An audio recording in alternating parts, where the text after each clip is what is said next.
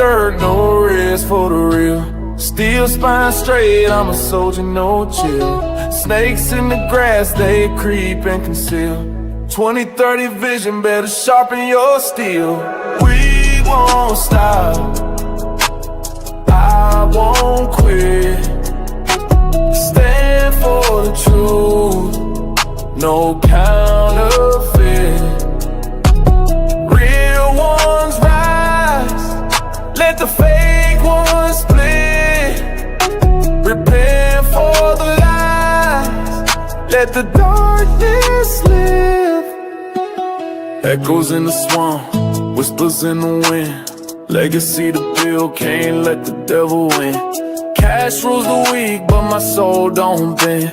20/30 knocking, better cleanse that sin. They want us to sleep, but the light stays on. Fake smiles, fake friends, all of them gone. Cages of comfort, we breaking out strong. Roots in the south, but the fight's lifelong. We won't stop, I won't quit. Stand for the truth, no counterfeit. Real ones rise, let the fake ones split. Repent for the lies, let the darkness live.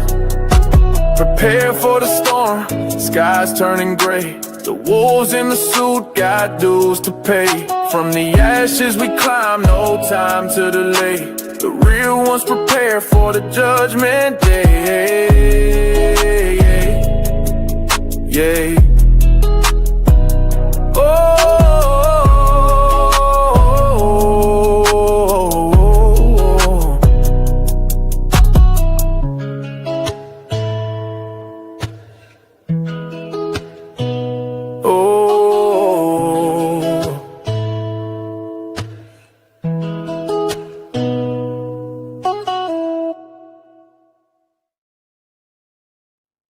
What's going on, everybody? Welcome back to ARP in the morning. Happy Friday to you guys, man. Appreciate you all pulling up this morning. I hope all is well with you guys.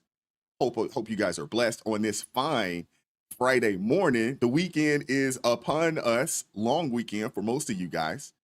Appreciate you guys pulling up, man. I hope you guys have some really dope plans for the weekend. I can't say that I have a whole lot going on. I'm gonna be low key, go play some pickleball, things of that nature. But yeah, man, let me know what you guys got going on. Throw it down in the chat for me. Let me know what you guys got going on this weekend. You know what I'm saying? We got a good show today. Y'all know it's Friday, so panel day. We got us some good folks. We actually got a well, I won't say she's new. She's been on the channel before, but it's been a while. But I'm glad that she'll be pulling up this morning. And obviously, we got the usual suspects as well. My guy Jason from the J Whip podcast. We got Crystal from Crystal Beyond Labels.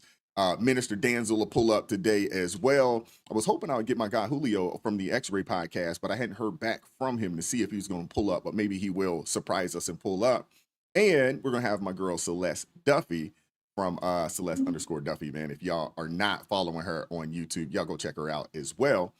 Man, appreciate you guys pulling up, man. Hit that like button, hit that like button for me. If you haven't done so already, it doesn't cost you anything. You know what I'm saying? To pull up and hang out with us today, but hitting that daggone like button. So do that for me. Now, I got to say this, super chat, super thanks are greatly appreciated. Y'all know we fighting an uphill battle on this side of things, on this side of the internet, on this side of YouTube. And I definitely appreciate you guys for coming through. Yesterday, I think we might have broke a record yesterday with the amount of super chats and super stickers that came through. Appreciate you guys, man. Thank you guys very much. Shout out to Eric Smith kicking things off with the $2 super sticker. Appreciate you, brother. Appreciate you. DC in the building, and he's not one of those kooky liberals out there in DC. So shout out to you, Eric, man. Appreciate you, brother. Shout out to Soul Driver. Appreciate you pulling up this morning. I got to show some love to my folks in the chat real fast. Shout out to Hunter with the Bible verse of the day. It says, commit to the Lord whatever you do, and he will establish your plans. Proverbs chapter 16, verse 3. Thank you, Hunter. And my apologies. If I missed the Bible verse yesterday, my apologies. I didn't see it though. Maybe you didn't toss it up there, but I did not see it. Shout out to Lori Addison. Y'all make sure y'all show Lori Addison some love. A new blue, a new mod in the daggone chat on the channel. Thank you, Lori, for doing what you do. Appreciate you. Appreciate you. And she says, good morning, y'all. Everyone, please remember to introduce yourself to the like button on the way in. I like that. Appreciate you, Lori. Thank you very much. And you are now officially a part of keeping things peaceful and civil in the chat. So shout out to you, Lori. Appreciate you. Appreciate you. What's going on, Marla? How you doing this morning? Cool Ramon in the building. Shout out to you. Appreciate you pulling up this morning. All right. Eric says he's at the VA for an appointment. Okay. Hopefully that goes well for you, brother. I know how that goes. You know, sometimes, you know, going down to the VA, man, can be interesting to say the least. I'm not going to talk bad about those folks this morning. Shout out to Zephyr K9. Shout out to Donald Lovejoy. What's going on, B? Appreciate you pulling up. She says she's out in the Cloudland Mountaintop. Where is that at? Please elaborate on where that is. I saw that. I was like, where the heck is Cloudland at? And for y'all, B's country traveling right now. She's all over the place. Shout out to you. Be safe out there. But she's all over the place. Shout out to Oscar Madison. Appreciate you pulling up this morning. Shout out to you. Kevin Caldwell in the building. Shout out to you, brother. What's going on, Melissa? Aloha. Aloha. Aloha. Appreciate you pulling up this morning. Now, y'all guys know Melissa is out in Honolulu, Hawaii. It's 6-hour difference. It's like 3:30 in the morning. I got to make sure I put this out there at least once or twice a week to just let it be known that she stays up to hang out with us, man. Appreciate you, Melissa. Thank you very much. What's going on, Minister Danzel? Appreciate you pulling up this morning, brother. We got Vicky Ramsey in the building. Shout out to you. Shout out to, let's see who else we got up in here. We got Carlene Steinberg out of Pembroke Pines, Florida. Williams Vanny, appreciate you pulling up. Appreciate you pulling up. All right, we got Dion in the building. Shout out to you. Missouri in the house. Shout out to you. All right, we got Amber Young. All right, Linda Valentine. Appreciate you pulling up. Appreciate you. Appreciate you. Who else we got up in here this morning? I know I'm not missing somebody. And yeah, shout out to LJ. He's like, I feel like Calvin got a job. I got a job. Leave it to LJ to come through with the comedy. You know, I'm guessing, are you a stand-up? You're a stand-up comedian? Shout out to LJ, man. Another new blue in the chat. Shout out to you, LJ. Appreciate you. Appreciate you pulling up on a day-to-day basis. And you get the ability to keep things peaceful and civil in the chat. So shout out to you, LJ. Appreciate you. Thank you very much. What's up, Angela Montgomery? Jane Fecto. Appreciate you guys pulling up. Who else we got up in here this morning? As I wait for my folks to pull up. I think we got everybody. Nope, we don't have everybody yet. So we're waiting on, I believe, at least one other person. Should pull up here in a second. What up, Okie Angel? How you doing this morning? Appreciate you pulling up. All right, we got Michigander. Appreciate you. Appreciate you. Natalie Dawson in the building. Shout out to you. Appreciate you. Appreciate you. All right. We got, I don't know how you say this. Is it AMB? We got to get YouTube to got that going and change these names back, you know, to the actual handles. This is crazy. I don't know what's going on with that. What's up, Scott Young? How you doing this morning? Appreciate you pulling up. We got, how do you say that? Is it Derek? Hopefully I got that right. Derek, appreciate you pulling up. Shelby Dodd in the building. Lynn, Alabama. All right. I see you. We got Trisha Varez. Hopefully I said that right. Krista Knight in the building. Shout out to you all. Robert Dalton in the building. Patsy Hutchison in the building. Shout out to you. Appreciate you. Mr. Largy, what's going on? What's going on? Do I have any Cowboy fans in here? Are there any Cowboy fans in the chat this morning? I'm sure you guys are sad right now. Micah Parsons got traded yesterday. And I haven't seen Reason My Mood yet, but I'm sure he was dancing for joy yesterday. I'm sure of it. What up, RJ Hudson? How's it going this morning? Appreciate you pulling up. We got, is it Dolph? Steven? Hopefully I said that right. Appreciate you, man, pulling up. We got Ty Biker Man. Appreciate you pulling up this morning. Shout out to you. All right. Marcia Richards, appreciate you pulling up this morning. What's up, Reza Mahmood? Look at him. I knew it. Look at him. How about them Packers? I'm sure all the Packer faithful up there was dancing for joy yesterday. They gave up a lot, though. 2 first-round picks, another D tackle, and 4 years, $188 million. Y'all made that man the highest highest paid non-quarterback in the league. Sheesh. That's a lot of bread. That is a lot of bread. Something along the lines $47 million a year. Crazy. What up? What up, Dale Glaze? How's it going this morning? Alabama in the building. Israel Pena in the building. What's going on with you? San Antonio in the house. Shout out to you. Appreciate you pulling up this morning. Toy Mafia in the building. Billy W. Star City Man. Virginia in the house. Shout out to you. Appreciate you pulling up. All right. So we're gonna get ready to get things kicked off here in a second. I'm gonna pull up my folks here in a second. But while I'm waiting on one additional person, first off, let me show some love to my guy, Jay Witt, over at the Jay Witt podcast, gifting 10 ARP family members. Now, y'all make sure y'all show Jay Witt some love, man. If you received one of these memberships, make sure you show him some love.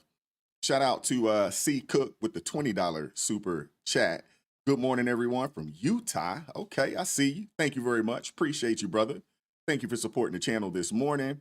And a super straight pure blood with the $17.77 super chat says, good morning, truth tellers and seekers. God bless y'all. Thank you very much, man. I appreciate that. And you guys are a blessing. Okay, we got Julio in the building. Shout out to him. Okay. That's what's up. I wasn't for sure if he received the invite or not, but appreciate that. That's awesome, man. We got who is that? Yours fight for your right. Appreciate you pulling up. Terry Cisco in the building. Shout out to you. Appreciate you all.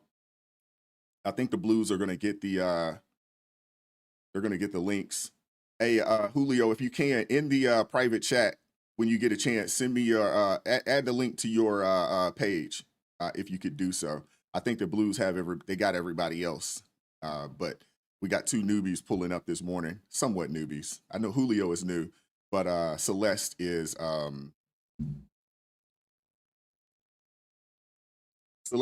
new, but not new.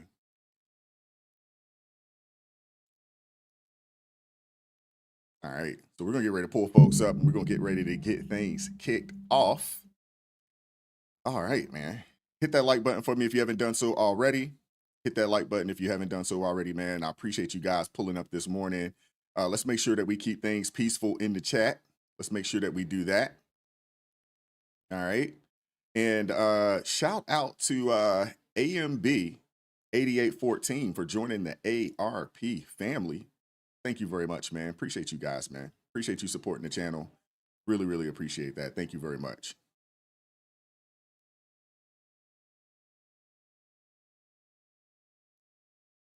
Yeah. So let's get things kicked off, man. Let me bring my folks up in here. Hit that like button for me if you haven't not done so already. All right. We got my guy, Jay Witt, muted, not ready.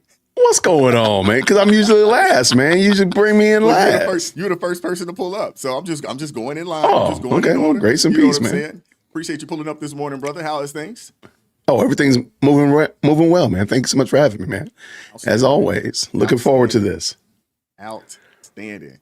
All right, we got the sister Crystal. Look at you, Crystal in the building. Hey, good morning. Happy Friday. It's Friday. Yeah. I feel like Wise is about to say something about my hair again. Nope, I really feel like I was going to, but I caught myself. You do as well. Wow. I was going to, but you do look nice today. So appreciate you pulling up. It's always good, to bring some nice looking women, some eye candy, for the show. We got some of the guys, they're a little thirsty in the chat. You know what I'm saying? They're a little thirsty. ARP dating show. I'm sure. Dang, man, you put them all out like that. them brothers just trying to change their status, man.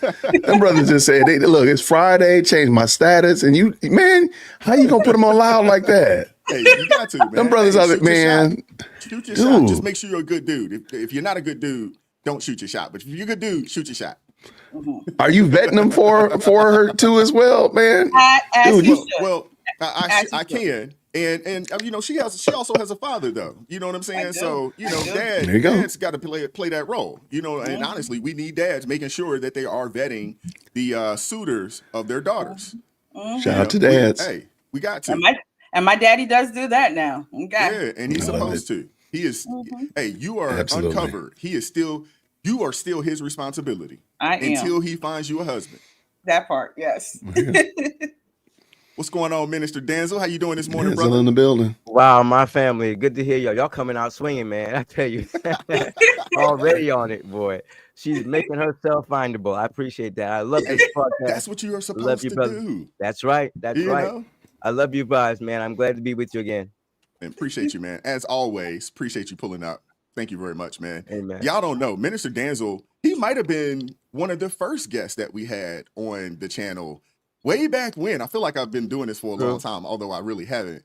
But he Amen. was like one of the first, you know, when we, Yes, who did we talk about? Oh, we were talking about Vince Everett Ellison, That's right. his documentary, Will You Go to Hell for Me, man? That's right. So yeah, the minister, man, he's been rocking with your boy for a minute. Oh, yeah. For a minute. I appreciate it, man. It's a blessing, man. It really is. Appreciate you. All right. Let me get my guy Julio up here from the X-Ray Podcast. What's going on with you, brother? Appreciate you. First time. Yeah, Good morning. Good morning. Good morning. Good morning. How you guys doing? Doing Good. Quite well, thank you. Amen. Doing well. Appreciate you pulling up this morning, brother. And last but not least, we got another vet, but she's been on hiatus for a little bit. What's going Yeah, on, where you Celeste? How been? you Where you doing this been? morning? Hey everyone, glad to be here. Hey, Good to see you, Crystal. God bless. Mhm. Look at that. We got Celeste. We got her out Yeah. of out of retirement. She's been on the milk carton for a little bit. at the milk garden. I was Dang. lost, and now I'm found. Yes, Lord. Dang. Let's go. Let's go. Appreciate you pulling up this morning. Thank you very much. So I know a lot of you guys seen the thumbnail, you've seen the title. So we're going to start there. And we're going to kind of go from there. So we got a couple topics go. to get into. And yeah, it's pretty interesting. We got to talk about the Reverend. Or should we? I guess we probably shouldn't call him the Reverend. I don't know call if him he's an Reverend. actual Reverend. We're not going to call him the Reverend. But we're going to talk about Al Sharpton and the super race hustler, super race baiting foolery Revolting. that he has that he's always doing. It's crazy, but we're gonna get things started, man. Y'all make sure y'all hit that like button for me. If you have a question for any of these folks up here on the panel, super chat will get your question answered. At least it will expedite getting your question answered. It will highlight that. So super chat, super thanks are greatly appreciated. Shout out to all my ARP family members and shout out to all my Blues, man. Keeping things peaceful in the chat. Appreciate you guys. Blues, can we do a check on the likes? Want to make sure that we are where we need to be at. We have 313 people in here this morning, which is a blessing, but we should also have 313 likes right now. So let's make sure that we are there. So I am encouraging you to hit that daggone like button. All right. That don't cost you anything. That's free. That is free. All right. So we're going to get things started, and I'm going to lead it in. I'm going to play a clip and then we'll go from there. All right. Let's do it. Okay.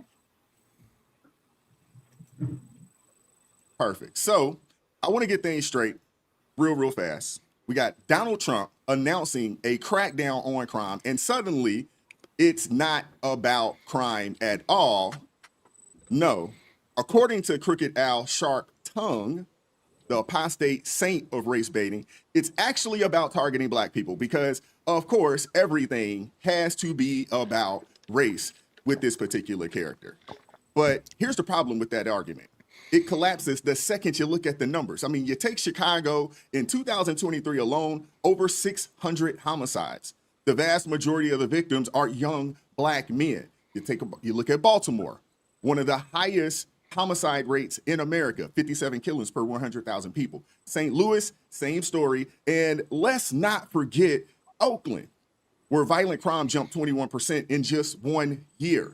And now we have old shady Al Sharpton, who wants you to believe that Trump is just picking on poor little black folks, which Come on, man. Y'all know that's wrong. And y'all know it's not right. And he know it's not right. The feds are moving.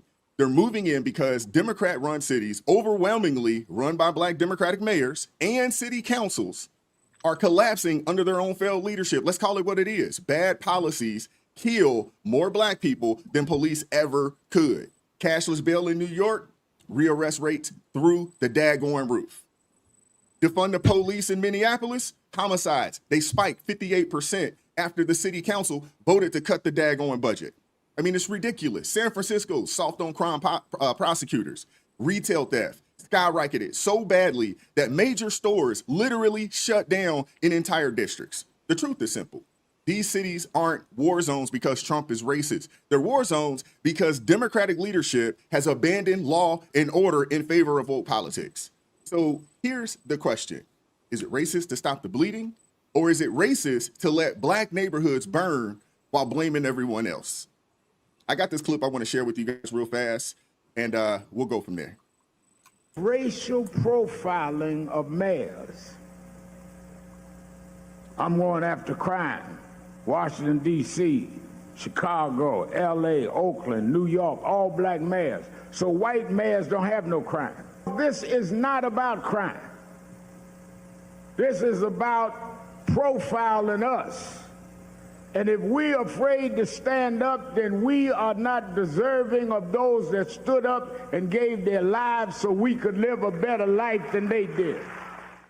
If Moses can stand up to Pharaoh, if David could stand up to Goliath, I could stand up to the racism and bigotry of Donald Trump. Wow. Rev, Okay, Rev. a very receptive crowd yesterday, packed house.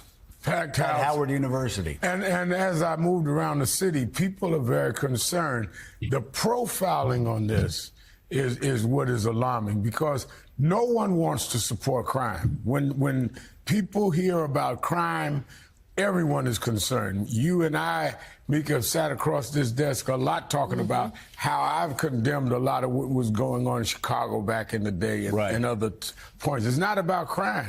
But when you have this consistent pattern that you're only going after Black mayors, now you're going to fight West more.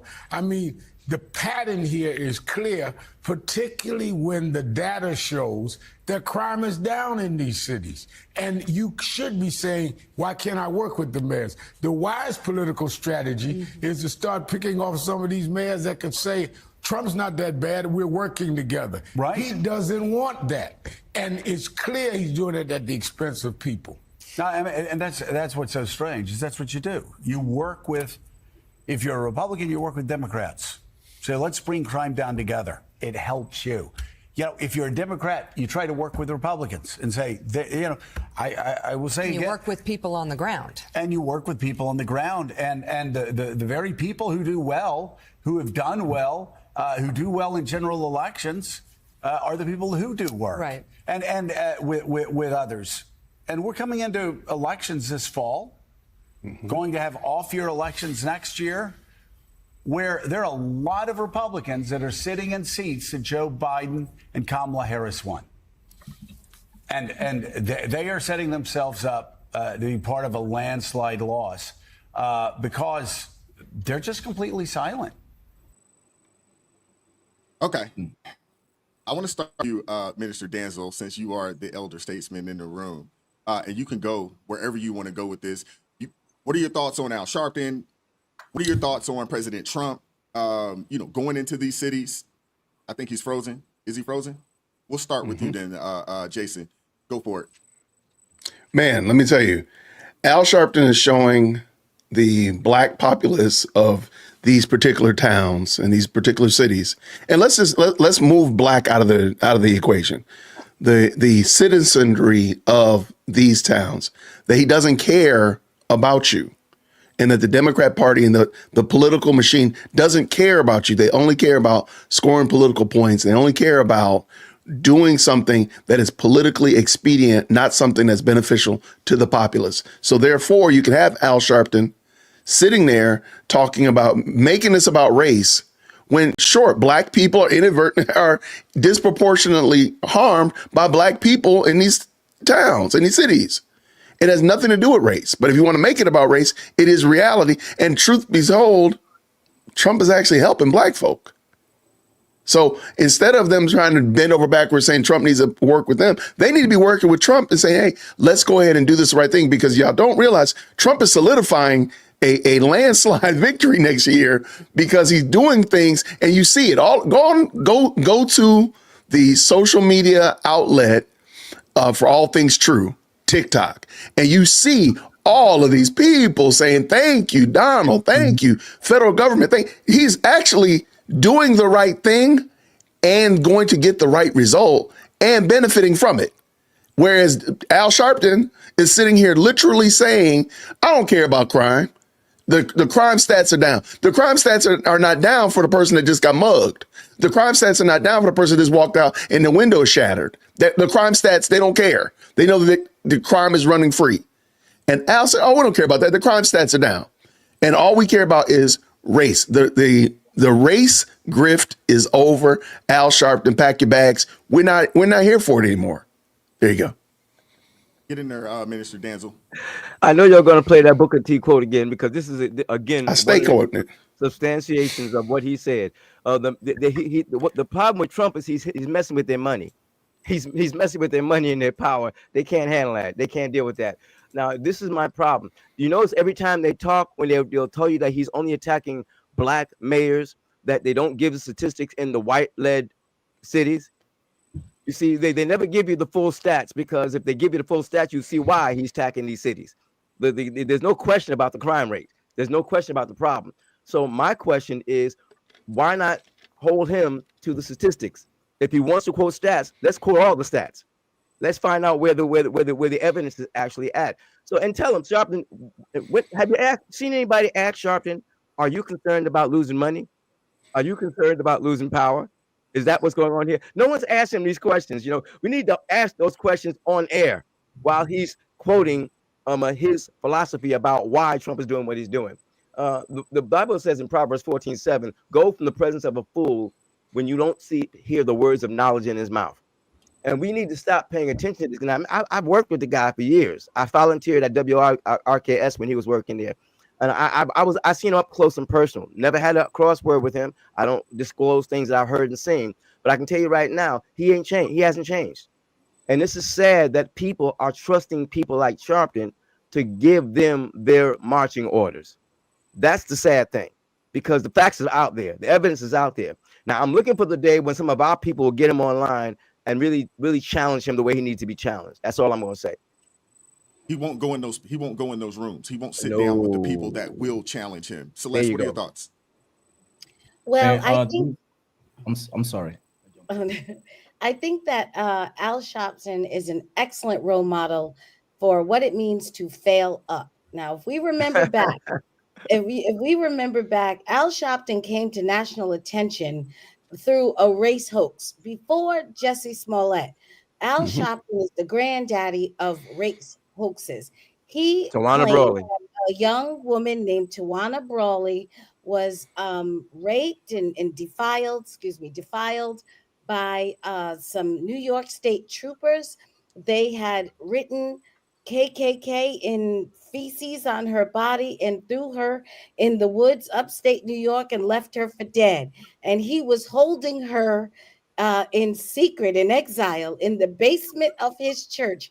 And this case captured national attention. And no one had ever really heard of Al Sharpton before this. And he was supposedly negotiating with the state of New York for her release from the basement of his jail so that they could question her to get a sense of what was going on. And he dragged that thing out for weeks and wouldn't do it. And from there, because of all that notoriety and popularity that he gained, he formed the National Action Network, where he went around looking for unsuspecting white people who may have done something that could be perceived as racist and exploit corporations around their businesses or radio shows or media companies. And then from there, we find him again on NBC with a show and an Come on. anchor spot on a show. Come on. So let me tell you, the business, as Minister Denzel said, the business of race hustling and failing up and race hoaxing is profitable. And so if anybody who doesn't have a lot of skills beyond rhetoric is looking for a way to make money, Come on. I That's the would way. advise that you had in your life and your activities after someone like Al Sharpton. This is someone who is a success in this arena, and everybody should be looking towards him if you want to have a successful race hoaxing and huxting career. He's your man. I was one of those fools following him on Toronto Broly. I have to tell you, I was running. I was going to the courthouses. I was going to the churches. I was going to Poughkeepsie. I mean, I was into it. Didn't know I was being Everybody used. believed it. Everybody believed it. And then it wasn't, I want to say it was almost a year later or Yes. years later before it Yes. came out that she made the whole thing up. Sad. Get in there, Julio. What are your thoughts? Man, and this is like don't go to crisis. Don't let any crisis go to waste. That's pretty much what they do. Like when the crisis come up, that's when they showed up. And Gavin Newsom do the same thing. You know, Letitia Jackson and all these people. When the crisis, happen, that's when they come up. When a good thing happen, and it's nowhere to be found. And this is a thing on them. They don't do anything good for the community. And I'm from Puerto Rico, and when I go to places, I'm in between. I'm not black or white. I'm like right in the middle. And people sometimes look at me like, "Hey, I used to be a Democrat, but now I'm all for law and order." Like you, Wise, and I, we serve in the military. And that's what I learned, like to differentiate, the hustler from the true speaker. And man, this is bad. And Al Sharpton is, he used to be a drug dealer too, right? Back in the day. So, Well, you know what? He is.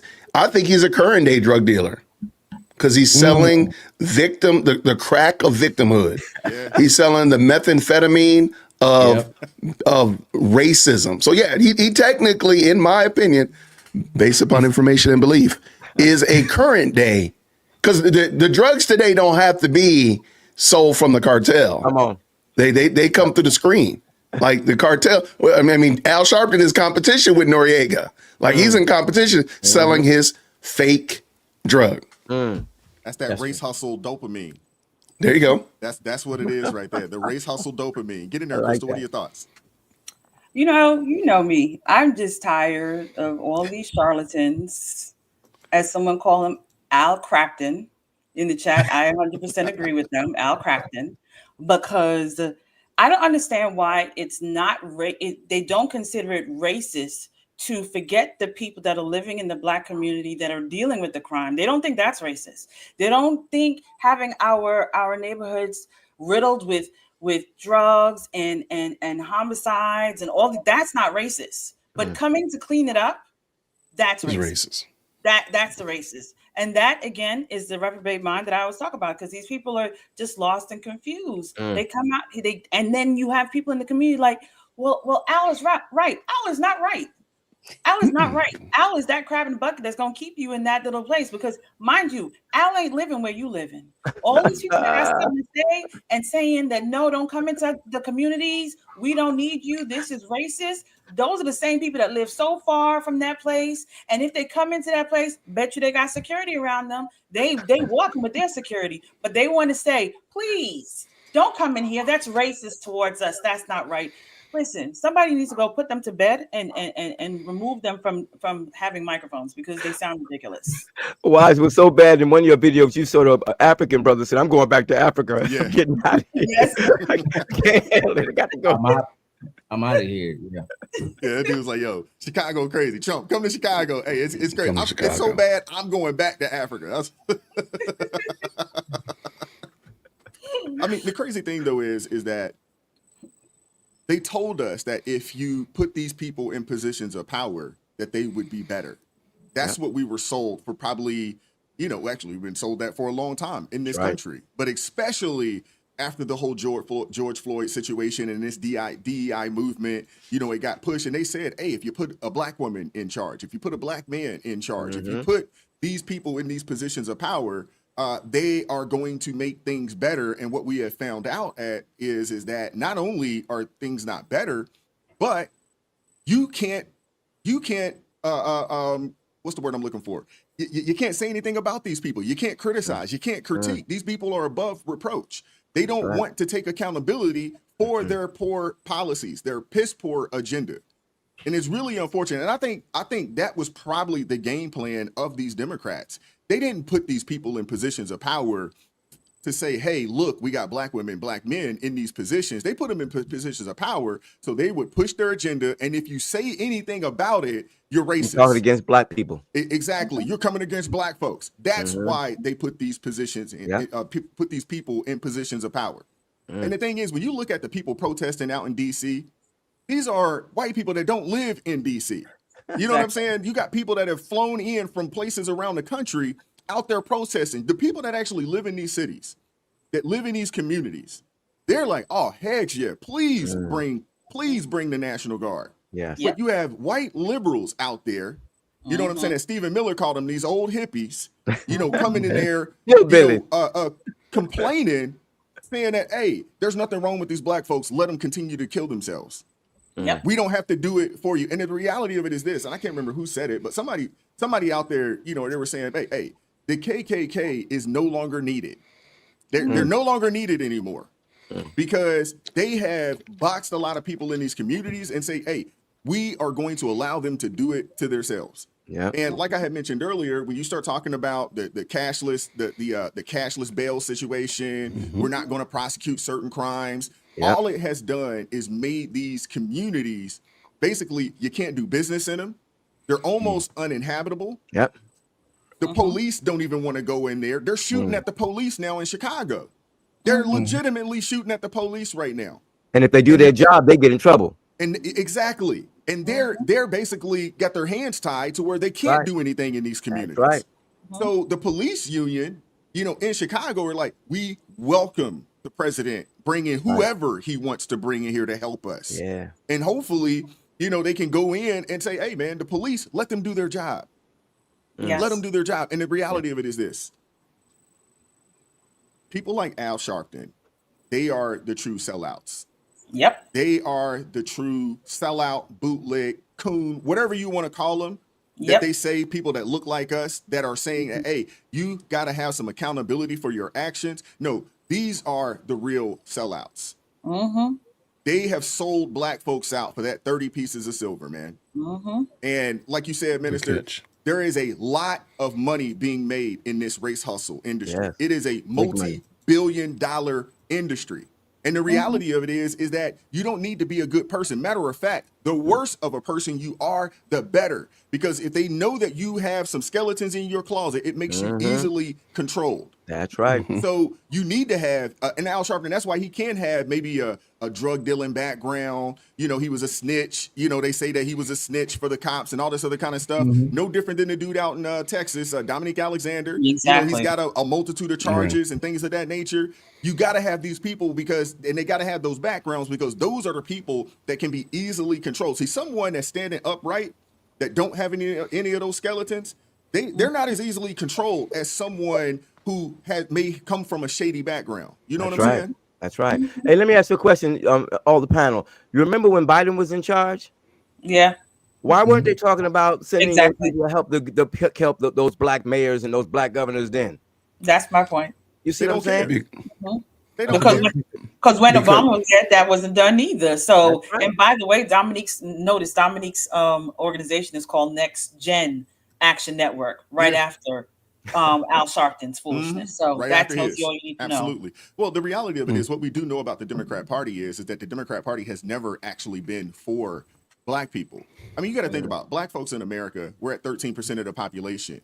It hasn't changed. We've been 13% of the population for a very long time, and every other demographic that just got here is actually surpassing us. Right. And then they brought in a plethora of people that have come in, over the previous 4 years. And Millions. they've brought the replacements in, and Right. you still have black people acting like these folks actually mean something, or they actually care about you when their actions. I'm a firm believer, you know what I'm Right. saying, that when people show After you who they are, you 2,000 should words. believe them. Believe them. And unfortunately, you have entirely too many folks that are looking at their actions. They're listening to the words, but not looking at their actions. Actions. Second Peter chapter 2, verse 3, they make merchandise of you with vain words. They make merchandise of you. Fair speeches. Amen.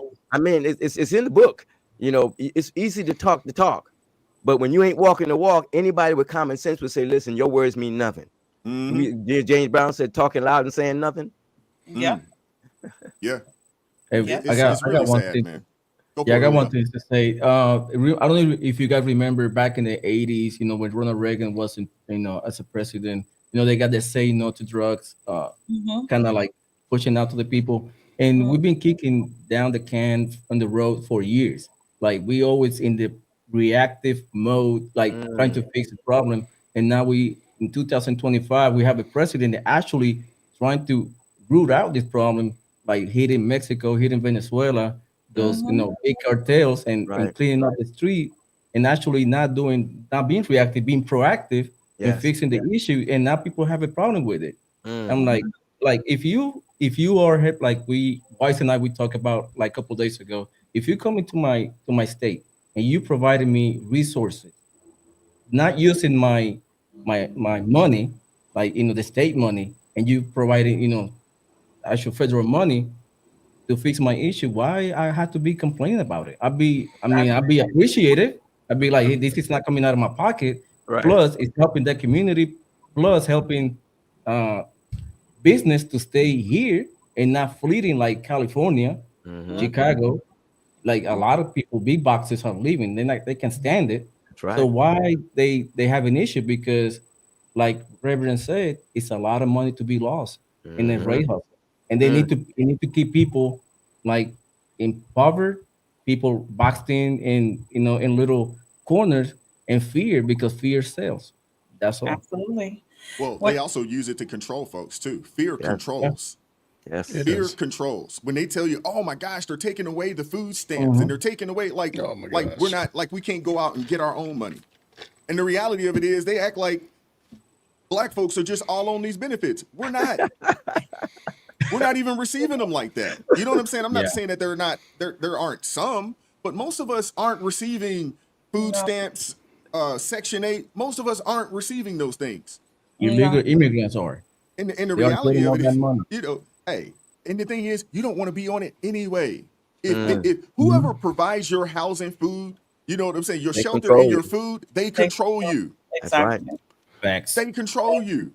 That's it right there. So you got all these people crashing out and they upset because the government telling them what they can buy. Well, hey, go get a job, buy your own food. You don't have to worry about anybody telling Blasphemy. you. You That's know what I'm saying, blasphemy. telling you what you can and How dare can't you. do with How your dare money. you? How dare you say go to job? That's blasphemy. You know? Crazy. I mean, come on, man. I asked this The- question yesterday, and I want to ask this question. Maybe it was yesterday, maybe it was the day before yesterday. I asked this question. But how many people, you know, if there's a conflict, you heard about a conflict around the world, how many people would have to die before you would consider it a genocide?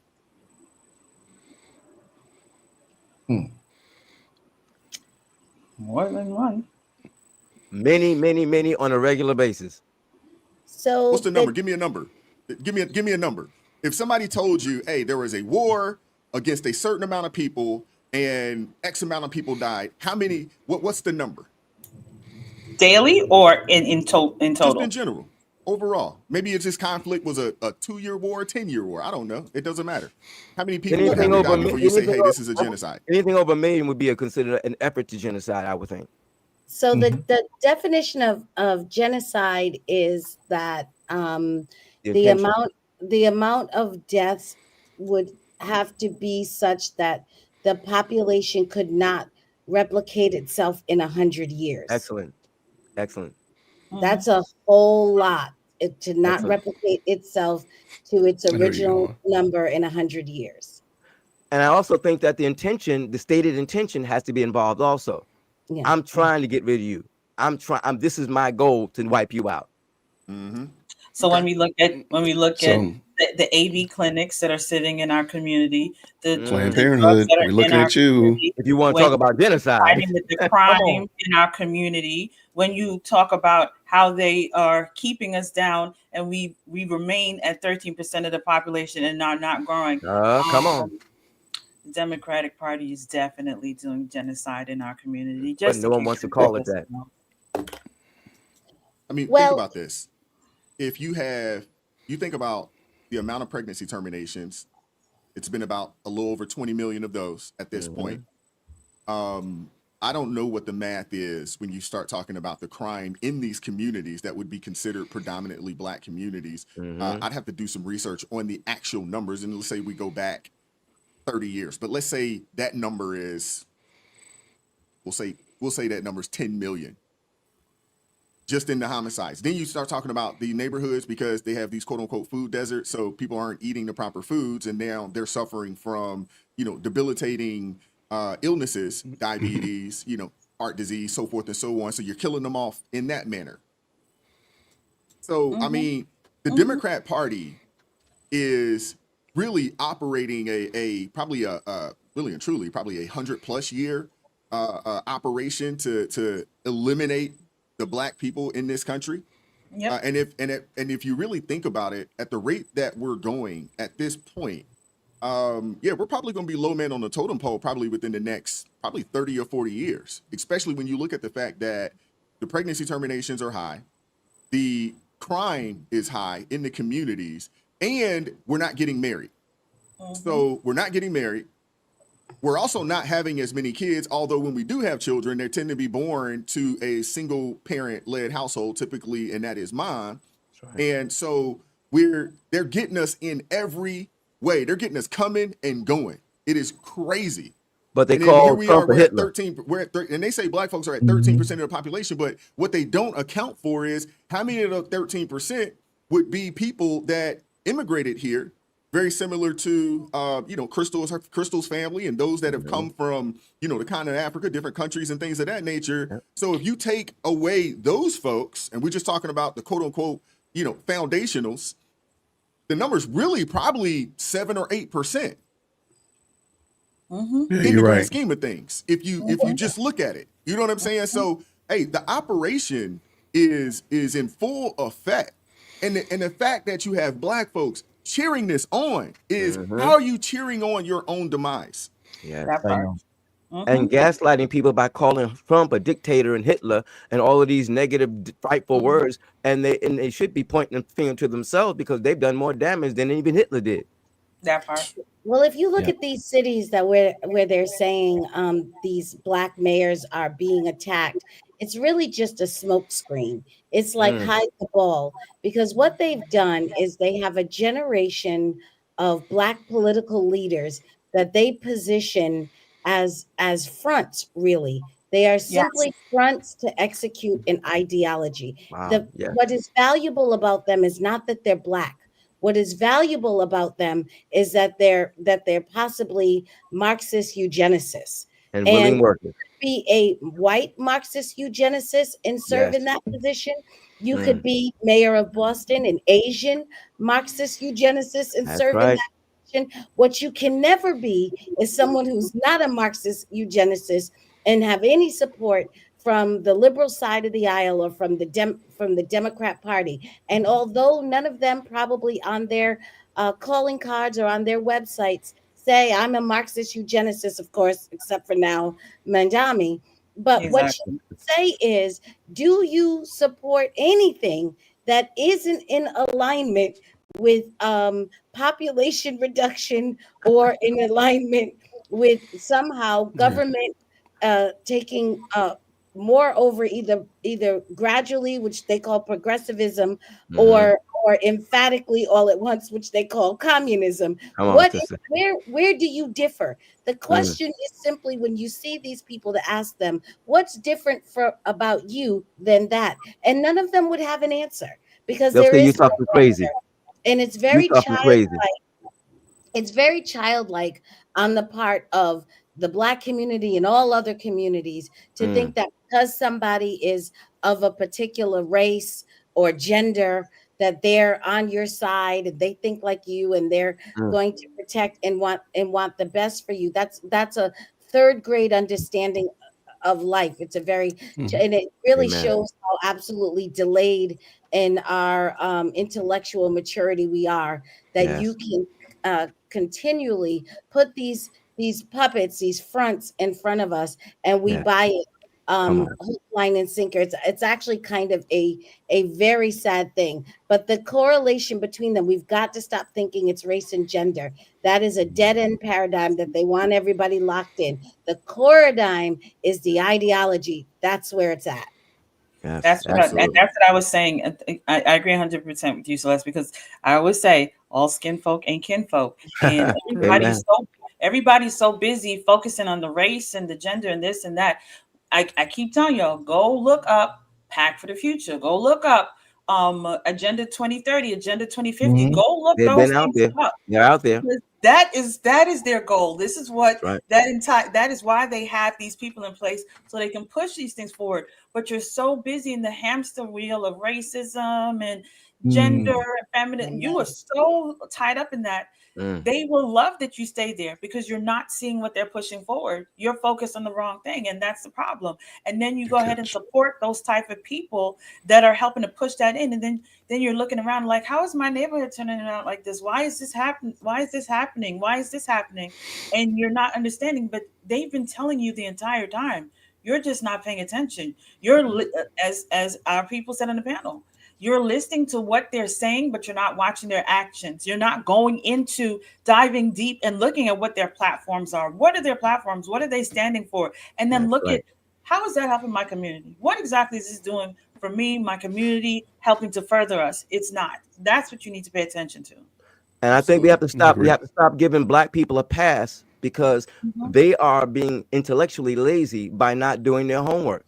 It doesn't take that much to compare different views and different talking heads to find out which one's making more sense. It doesn't take a lot of effort to do that. Trust me. But if you are willing to be spoon fed what you are supposed to believe, and you gravitate to the talking points and just repeat those talking points, you're part of the problem.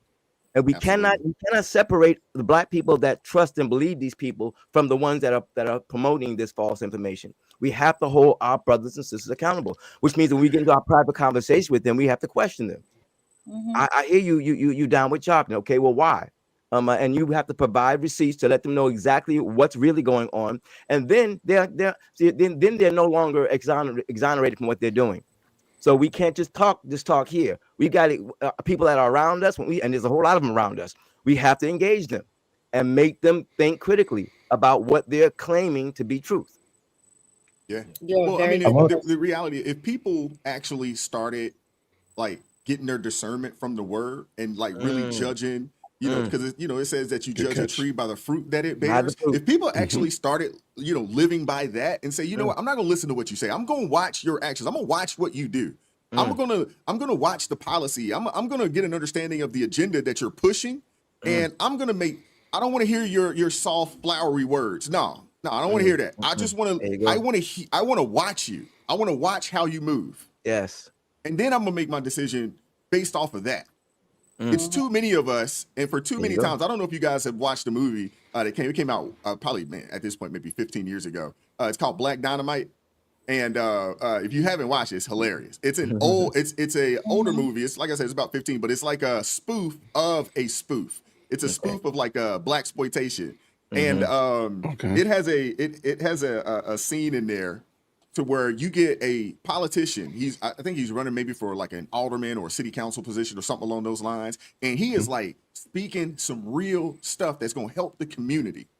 And then you got this slick talking pastor was like, watch me shut this ish down. And he gets up there and he starts rapping. Hey, if you want to be, and he start rhyming and rapping to him. And the people he got him, yeah. He wasn't talking about nothing. He was just rhyming. It sounded good. And the people were like, yeah, that's what I'm talking about. All right, right on, brother. It's hilarious, but it's so true. Excellent it is point. so true. And too many of us are still falling for the same shenanigans. There you go. Still falling for it. Jason, did you want to get in there real quick? No, I'm right there with you, man. I appreciate it, man. Somebody asked you to start rhyming, though. Somebody just asked you if you could start rhyming. That would probably set the day on fire. I personally believe that. You start dropping some bars. Julio agrees. Yeah, I think so. I have no raps for you guys today. I'm not an MC. I have no raps for you guys. I got a couple super chats I want to read real fast. Shout out to Dale Glaze with the $10 super chat. Says the panel is going to set you back a few bills. My man, outstanding. Thank you very much. Thank you very much. Shout out to Malachi with the $2 super chat. Says greetings from Bloomington, Illinois. Shout out to Bloomington. Tuesday. Shout out to you, brother. Shout out to you. Hey, enjoy that rest time. For those of you guys that don't know, y'all know Malachi. He drives truck cross country, supports the channel. But we always want to make sure that we keep him lifted up, man, because he's out there. He's out there on the road. Shout out to Hunter with the $10 super chat. Says, it still blows my mind how Black Americans would still support the Dems after what Lyndon B. Johnson said. And I quote, I'll have them ninjas voting Democrat for the next 200 years. Yeah, and not only that, you got Black folks that are still bigging up Lyndon Baines Johnson. They still are invoking his name like he did something great. Yep. I mean, it is wild that is still the case. Like these people don't know. Shout out to my guy Jeff from It's Not Your Fault with the $11 super chat. Says the Pied Piper of the Black community enticing their people to gleefully jump off the cliff to their own demise is so sad. Yeah. Shout out to Amethyst Angel with the $10 super chat. Says, whoever provides for you controls you. Thank you, Lord. I humbly submit to your control. Matthew chapter 6, verse 25 through 34. Minister D, please read it out loud for the chat with emphasis on the 33rd and 34th. Grace and peace. Do you have the ability to do that real quick, Minister? Yes, I do. What's it say? Matthew 23. Matthew 25. No, Matthew 6, verses 25 through 34.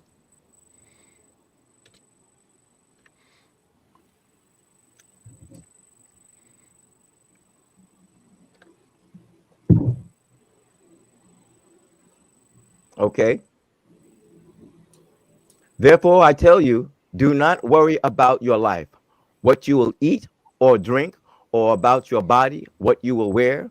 Is not life more than food, and the body more than clothes? Look at the birds of the air. They do not sow or reap or store away in barns, and yet your heavenly Father feeds them. Are you not much more value than they? Can any one of you, by worrying, add a single hour to his life? Is that 28? No, she wants to go all the way to 33. 33, 34. Okay. And why do you worry about the clothes? See how the flowers of the field grow? Do they not? They do not labor or spin. Yet I tell you that not even Solomon in all his splendor was dressed like one of these. If that is how God clothes the grass and field, which is here today and tomorrow is thrown into the fire, will he not much more clothe you, you of little faith? So do not worry, saying, what shall we eat, or what shall we drink, or what shall we wear? For the pagans run after all these things, and your heavenly Father knows your heavenly Father knows your needs. But seek ye first the kingdom of God and his righteousness, and all these things will be given unto you. Therefore, do not worry about tomorrow, for tomorrow will worry about itself. Each day has enough trouble of its own. Amen. Amen. Woo! Is that a mic drop scripture? That might be. That might be. Thank you, Amethyst Angel. Thank you very much. Shout out to Marla, gifted 5 ARP family memberships. Thank you very much, Marla. Appreciate you. God bless you. Thank you. Shout out to Malachi with the $2 super chat. Says we have 630 people watching. Hit that daggone like button, man. Oh, yeah. Let's go. Oh, yeah. Let's go. Let's go. Shout out to is it Critical Smoker with the 99 cent, or we'll say the $1 super sticker. Appreciate you. Thank you. And shout out to Pure Growth with the $5 super chat. Thank you for the free subscription. Sharpton needs to sit down and be quiet. Yep. Yeah. Amen. Yeah, I'll second that. Yeah, I'll he needs second to that. And go. there's a few others that need to sit down and be quiet. Tiffany Mhm. Cross, sit your tail down somewhere. That Not part. until the money's gone. Not until the money's gone. Hey, White, I want to throw some numbers out there. I know we were talking about population in the United States, declining. The healthy ratio, I was looking this a couple of weeks ago. The healthy ratio should be 2 to 1. Yes. Now the United States is 1 to 6. Mm. The the not returning point or the hard to recover phase number is 1.5, 1 to 5. So we are in the precipice. Like if we fall under 1.5, it will take us over 40 to 50 years to recover. Come on. Japan is 1.3, Mhm. and they will not likely to recover probably in 70, 80 years. That's right. So Yeah. uh, China went through That's this good. a couple years Yeah. ago. China went through this, and then now hey, you guys have like 10 Have as babies many if you want. kids as you want. Yeah. Mhm. That So was a poor choice by China. it And was, of Japan course. is now actually they're paying men to move to their country to Mm. get with their women so they can procreate because they are on their way towards extinction Wow. out Yep. there. Wow. That's how dire it is right now out there in Japan. And And there's a we few still other killing our places babies. that are like that. And here we are. Killing our Here babies. we Mhm. are. Come Mhm. on now. Mhm. You know, I and the agree. reality Crazy. of it is, Nasty this work. this feminism, my body, my choice stuff. I mean, that is Mm. nothing but jargon from the pits of hell. It Amen. is. That's all it Yeah. is. Amen. Because the reality of it is this, man, and I talked about this a couple of days ago, and we can jump into it real quick, and then I want to move on to the next segment. But I am really, really tired of seeing women, and this is women of all ethnicities in our country, struggling out here because they've been told a lie that they can do it all by themselves. Come on. There was a young lady out in South Carolina. She, single mama, had 3 kids, and Wow. she's working her tail off at Burger King. They end up letting her go because she couldn't get to work on time, so forth and so on. And she was saying that, hey, I got my kids, and sometimes things happen, and I get it. If any of you guys have kids, they're yeah. gonna get sick. They gonna forget something. Yeah. You know what I'm saying? You're supposed to be Yeah. dropping them off somewhere, and they're like, "Mom, I left my book bag." You're like, "Oh my Oh my gosh, you drive me gosh. crazy." And now Oh you my late goodness. for work. You know what I'm saying? Yeah. And now you late because of the kids. But when you think about, when you think about the demographics who are doing well in our nation, when you look at the Indian Asian Americans, you look Yep. at, your Chinese Americans, things of that nature. The thing that they got Statistics are going there. on is that they have nuclear families. I think the Indians are about 94% married in the country. 94%. Mm. You would be hard pressed to see an Indian woman that is a baby mama. You would be hard pressed. And if you see it, you might want to go buy you a lottery ticket. That's how rare it is. That's how rare it is. You know what I'm saying? And Yeah. even when you start, and people are, well, what about white people? Everybody always wants to know. Even their numbers are down. They're third at 50%. And they're continuing to drop. And we're seeing all these women crash out online because they're like, I didn't know, I got this degree. They told me I'm in debt like crazy. And I didn't know not only was I going to do this and go to work, they were actually going to make me work. Yeah. That's what this is about. Getting to the Yep. workforce and you're going to work your tail off. That's right. And instead of saying, you know what, let me find a good dude. And that doesn't mean that you're not going to have to work. That's right. But you're not going to have the weight of the household on Alone. your shoulders. That's And right. we have entirely too many women out there that think that they are Wonder Woman when Wonder Woman is just a daggone comic book character. Y'all ain't got the shoulders for that. For real. And unfortunately, there are entirely too many women out there that they haven't vetted properly. They hadn't had anybody help them to vet properly. Amen. And y'all have chosen piss poor men. Mhm. Y'all have all these kids, out of wedlock, and you're struggling. And Man, now we you in have trouble. women on TikTok and other platforms out there saying, hey, I am a single mother of 2, single mother of 3. Do not do this. But that is something that your father should have told you. That is something that your mother should have, your grandmother, your grandfather should have told you. Do not do it. And, hey, go find a good dude and go get on his team. Go find a good dude and get on his team. And I don't care how cute he is. Cute don't pay bills. Go find a good dude and get on his team, man. Because when you think about, and I'm just talking because we've been talking about black folks, and you look at the black community right now, 26% of black women are married. 34% of black men are married. Crazy. Black people in general in our country, we're the lowest demographic of people married in the country. at about, I think the number, if Used to be last the time I looked, I highest. think it was like 30-something%, and Right. it used to be the highest. Think about this, man. Right. Prior to the civil rights movement, it was 85%. We were the most married. Come And on. we didn't have the killing, dealing, stealing in our communities when you had that, because the reality of it is the safest country or safest communities in the country are communities with a high number of nuclear families. Right. Yes. The most dangerous places in the country are communities filled with baby mamas and they bad kids. Mm-hmm. That's right. Come on. Emphasize bad kids too. Like, Things on. got to change, man. Things That's right. they have to change. Mm. They have to change, and it needs to happen at a very rapid rate. That's right. Let me jump in. Can I jump in? Go for it. Yeah. And now Genesis chapter 3. The snake is talking to the woman, but the serpent said to the woman, "You will not surely die. You ain't gonna die. For God knows that when you eat of it," he's talking about the fruit of the tree, It'll be like him. your eyes will be open. And here's the part, and you will be like God, That's right. knowing good and evil. Before that point, man had basically been living by the word of God, the direction and guidance of God. And God gave clear direction and guidance. These people said, no. I want to, don't worry about it, God. I'll take care of this for you. I will be like you, and I'll know good and evil. And we now are watching, and we've been talking for a better part of an hour about man knowing good from evil, allegedly. And clearly we don't know what the devil we're doing. Whether it be from abortion to racism to fill in the blanks, we don't know what we're doing. And it continued though. So when the woman saw that the tree was good for food and that it was delight to her eyes and that the tree was to be desired to make one wise, she took the fruit and she ate it.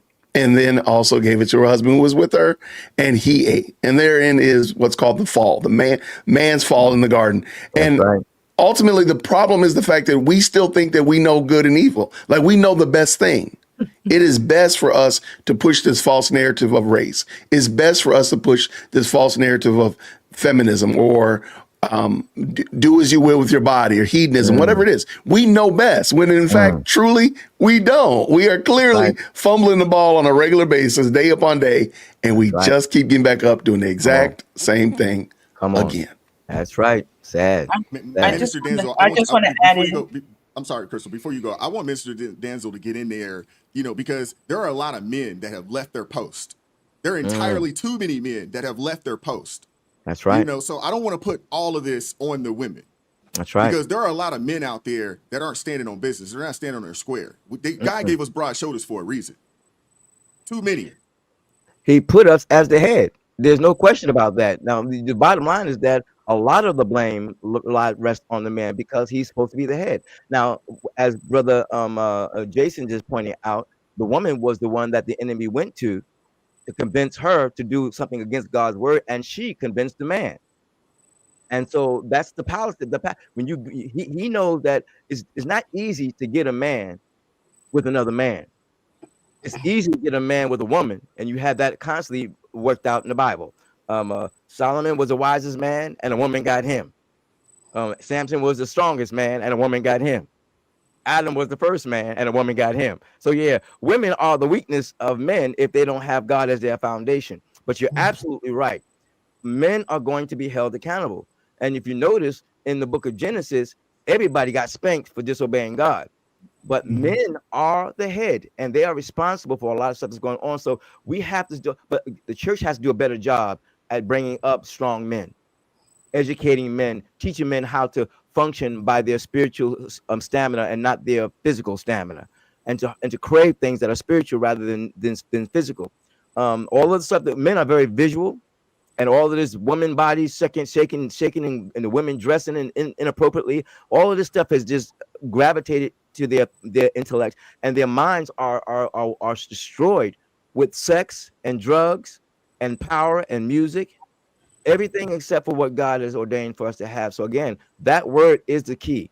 But you have to rightly divide the word, and the leaders in the churches have to have programs set up for men particularly to help them to be better men. If you get the men right, the women will follow the men. Facts. Some will, and those that don't, they can be cast aside. That's right. Get in there, Crystal. And I was going to say that I want people to remember God's design is God's design for a Yes, reason. it is. That's right. God is our creator. We are the creation. God created, we were created by him for him. And I'm saying this as someone that I didn't follow his design, and what Wise was saying, very true. Because then you got that struggle for real. That struggle for real. No, stop trying to run ahead of God. Number one, it is not your body, your choice. God created you. It is not your body, your choice. So put that ideology down. And if you accept that ideology, understand that you are going against God because it's not your body. He created you. That's number one. Number two, women, please understand you are the helpmate. Helpmate. That's right. That's what you're here for. So therefore, in what was going on in the Garden of Eden, the woman usurped the man's authority and decided, she was going to go talk into this serpent. As I was explaining the Bible study to my people, I said, I don't understand how Adam's going to watch his woman talk to a serpent and not like, man, why are you talking to this serpent? He ain't do all that. And he allowed her to talk, and then she get convinced, and then she takes the fruit. He should have slapped it out of him, but she might have been mouthy and be like, no, you should eat it. Come on. This is because she was usurping his leadership. He is Right. the lead. Therefore, women, stop trying to go out of God's design. Every time, every one of us go out of God's design, It's going to be a we problem. walk into chaos. That's right. Everything that we see in this world right now is in chaos because we left God's design. We got rid of the nuclear family. We decided we can have multiple genders, and we have multiple genders because there's so many people that feminism took over, that Jezebel spirit got in. Once that Jezebel spirit got in, it started affecting men and women. And so that's why so many men are still so confused, and people, as I keep saying to Wise, you see all these men in Atlanta wearing skirts. This is exactly why I'm still single, because I can't be rocking with men to wear skirts. Both of us can't be wearing skirts in this situation. But this is what I'm talking about. When you leave God's design alone, you get chaos and confusion. We need to get back to God's design. That's why he created the word. Get into the word, get to know him, and your life will be a lot better. That's right. 1 Corinthians 11:3, the head of the man is the woman. I mean, head of the woman is the man. The head of the man is Christ, and the head of Christ is God. There is a pecking order. And if you get in line with it, you won't have no problems. I mean, because that's how he designed it, and he has never made a mistake. It's when we deviate from him that we fall into all kind of situations. I would agree with that. Got a couple super chats, and then we're going to move on. Shout out to is that Nurse? Ooh. Nurse? Just say nurse. Just say nurse. Just say nurse. Okay. Yeah. Thank you for the $5 super chat. As a 62-year-old Bama girl, there's not the racial issues here. The only racial issues I see is from what's SM? Mississippi. Okay. Oh, I'm sorry. I'm sorry. No, you guys are social media. Oh, sorry. Social media. Okay, got you. All right. From social media, you guys are Bible word based. No race. Thank you very much. Appreciate the $5 super chat. Shout out to LJ with the $2 super chat. Says, we are designed to submit. We just need strong men. I agree with that. Yeah. Well, the other thing, too, is you got to understand what that looks like, what a strong man looks like, what a leader looks like. And somebody is supposed to give you some guidance, some instruction as to what that looks like. And then they also need to be vetted. None of you guys go to a job interview and speak to only one person. Typically, you're going to speak to 2 or 3 people because you're going to interview them, and then somebody else needs to say, hey, let me check them out. And let me see if I can second what your assessment is. Yes. Did you want to add something to Celeste? I did. So I wanted to say that when, and thank you, when we talk about the women, and she's absolutely right, that we are supposed to be a helpmeet, we have to really understand that the same game in terms of feminism that was played on women was first played on men. Come on. And the reason we are having such a hard time being a helpmeet is because there isn't much to help you with.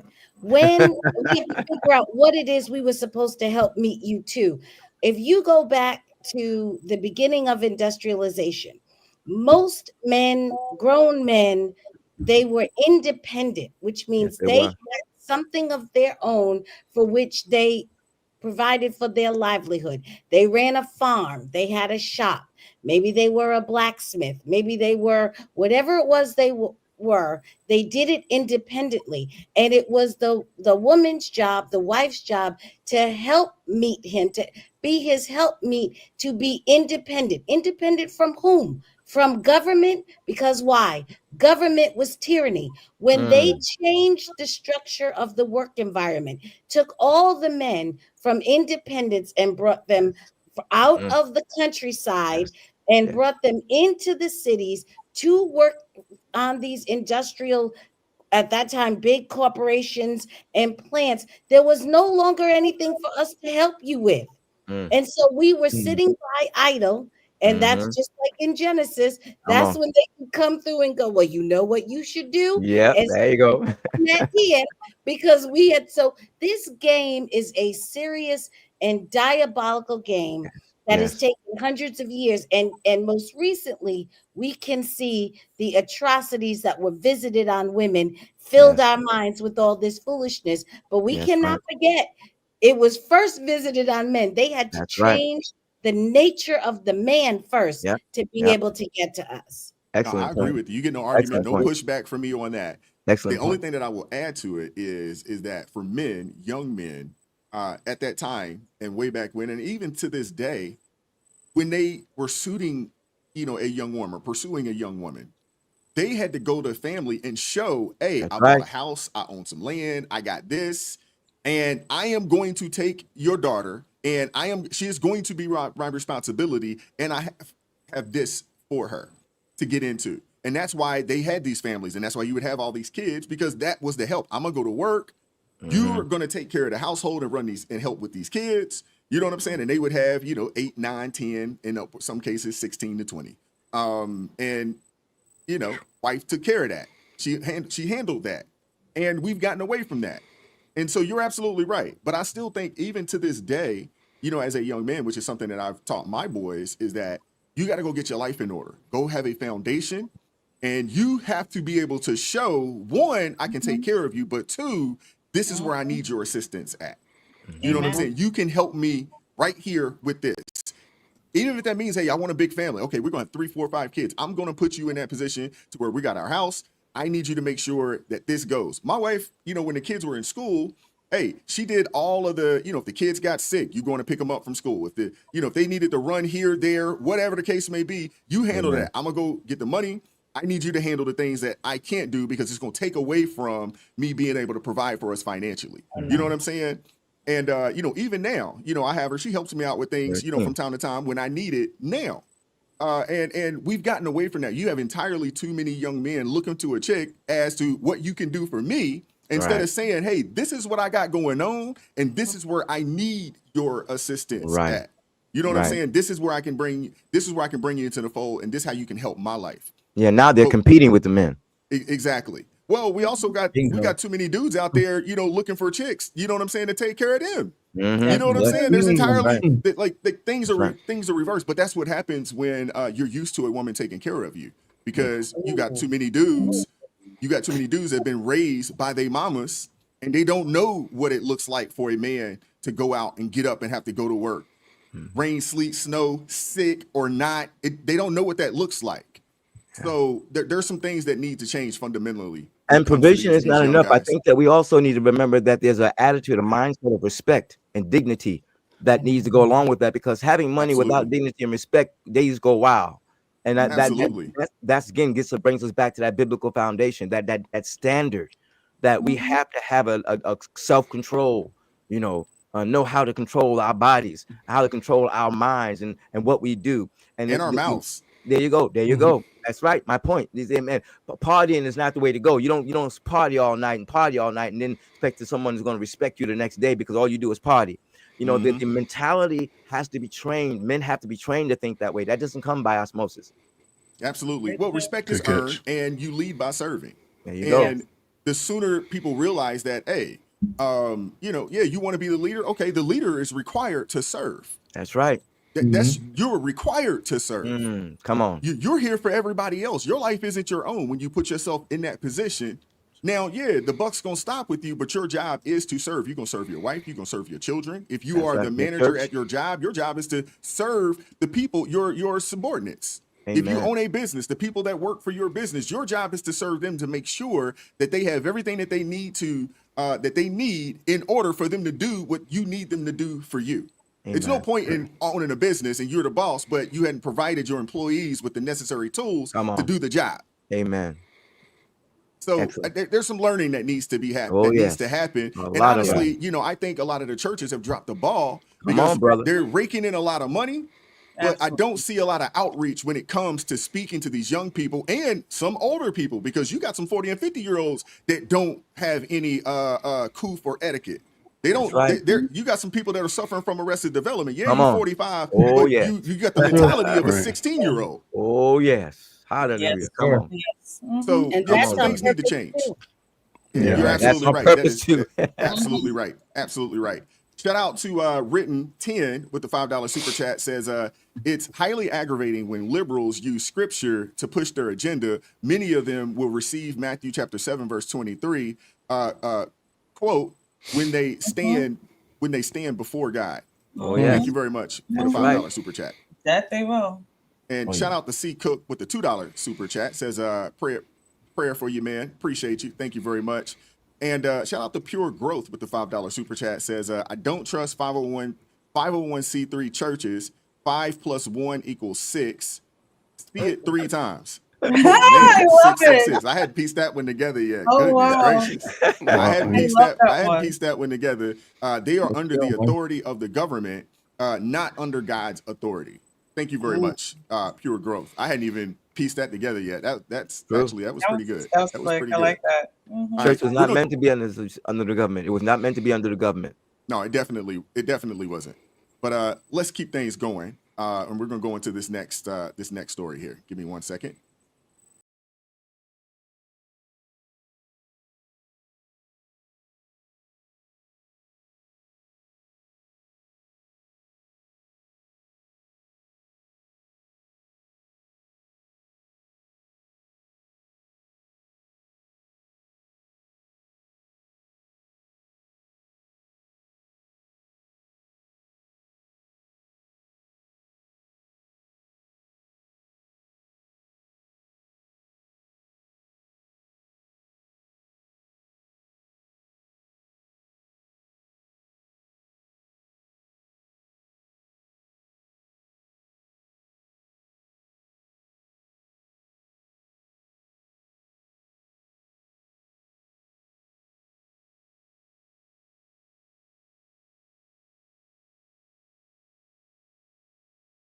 Like that. Hey, Malcolm X was right. White liberals have always been the original racists. And here you'll see Jim Crow 2.0 aimed straight at Winsome Earl Sears. Racism isn't about skin color, it's sin. And when it shows up, even those of us who reject race hustlers like Al Sharpton have to call it out. Have we not all one Father? Has not one God created us? Malachi chapter 2, verse 10. I need you guys to check this out. In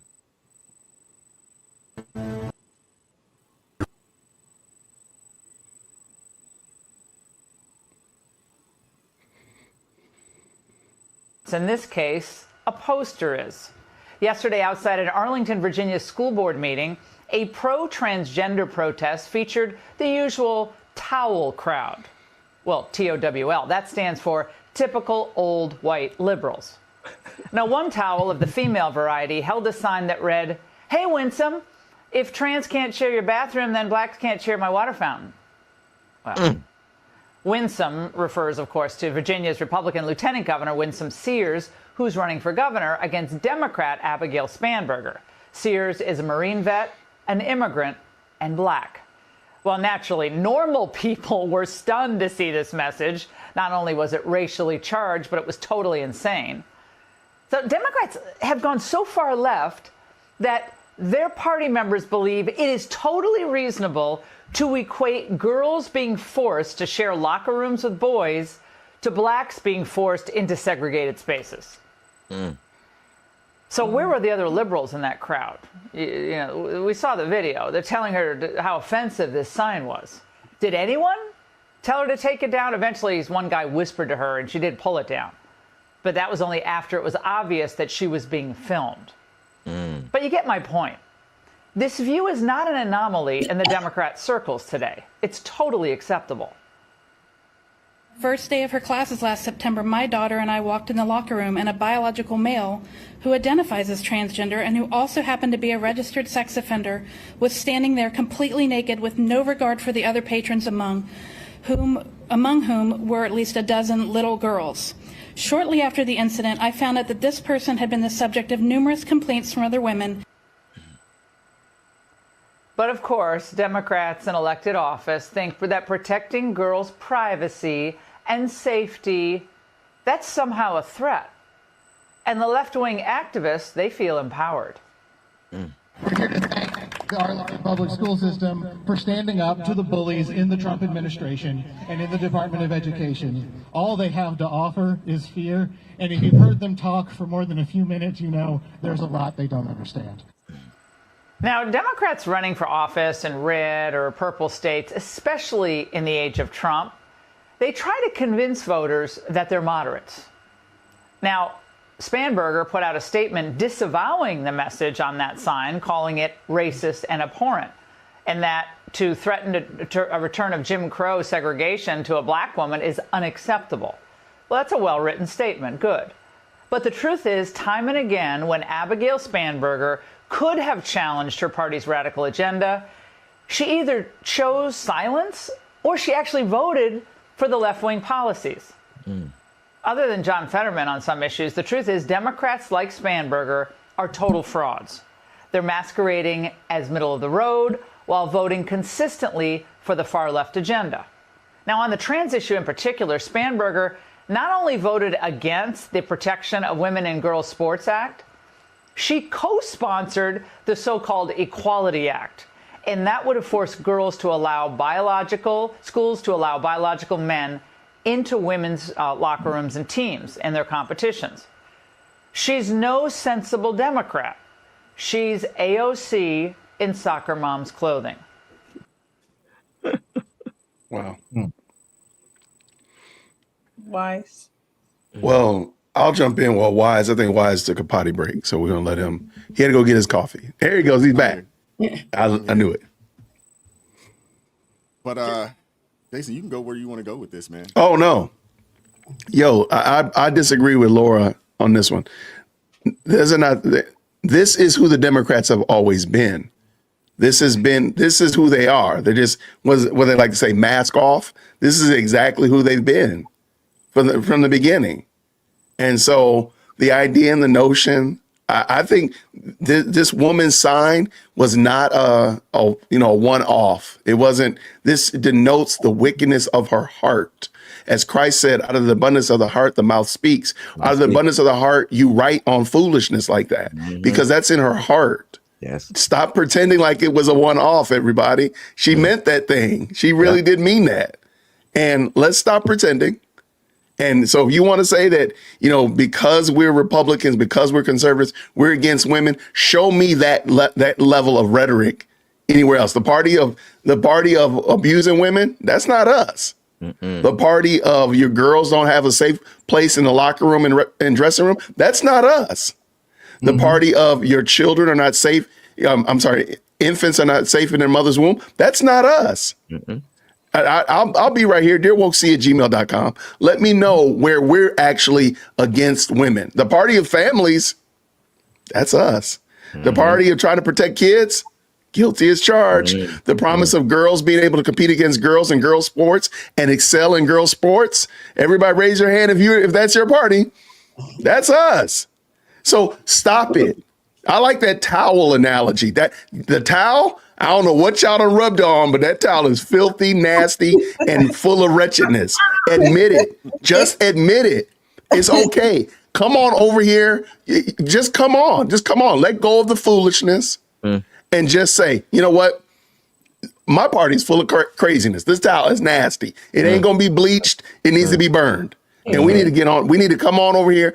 Just come on. It's okay. It's okay. Now, if you are the party of confusion and gender fluidity and all that kind of stuff like that, you stay over there and do your thing. Just know that we're not going to play your game anymore. And I think we're now seeing this in 4K. That's it, ladies and gentlemen. DearWokesy@gmail.com. Okay, we'll see it. I love when you do that. Yeah, email management. Email management. Let management know you don't like what I said.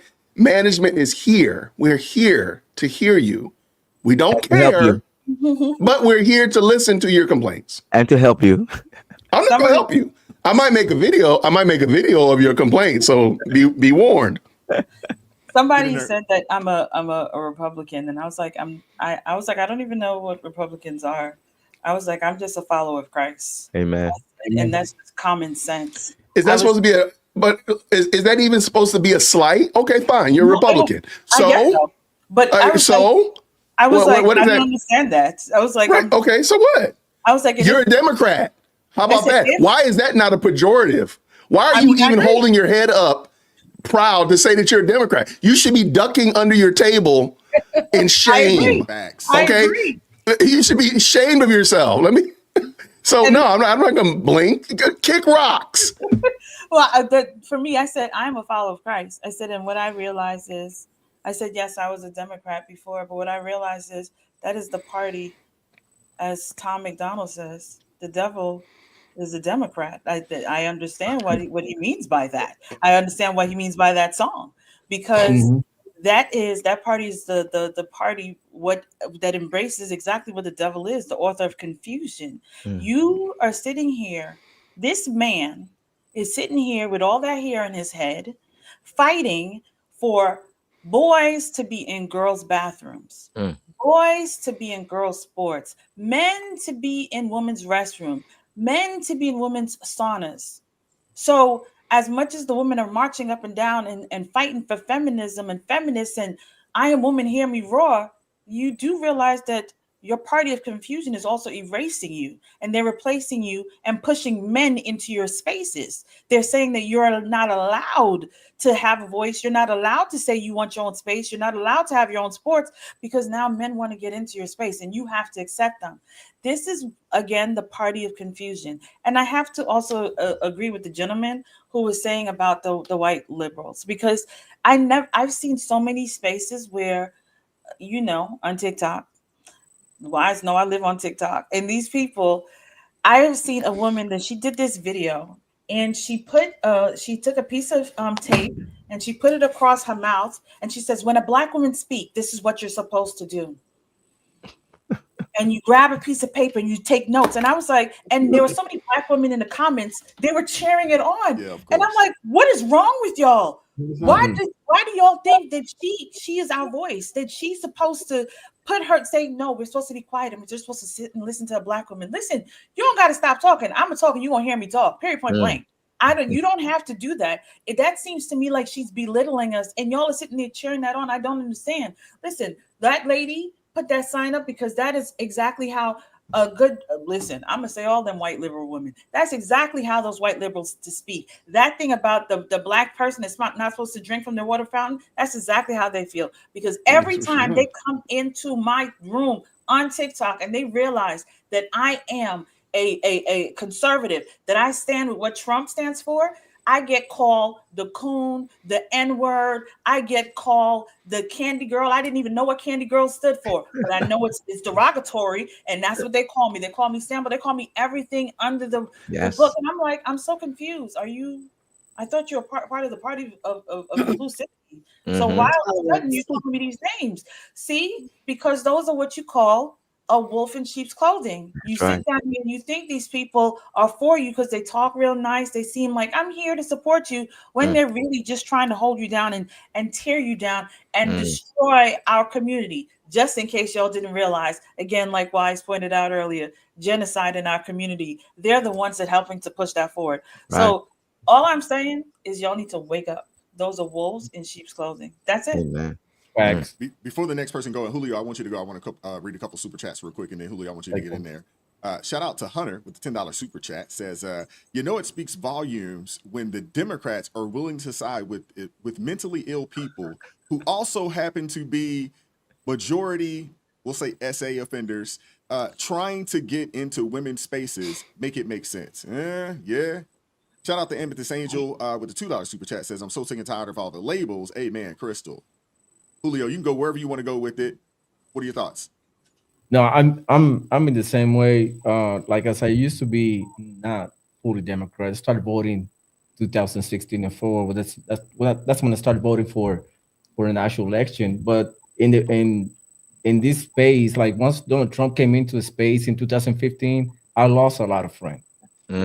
Because there were Christians, or they go to their church on Sundays, but they were voting for the Democratic Party, and I was like, for me, that was inconsistent to their belief, because I was like, you know what, if you go to church and if you praise God every Sunday when you have the chance, why are you voting with people that promote abortion and promote all this wickedness happening? Like it wasn't consistent to me.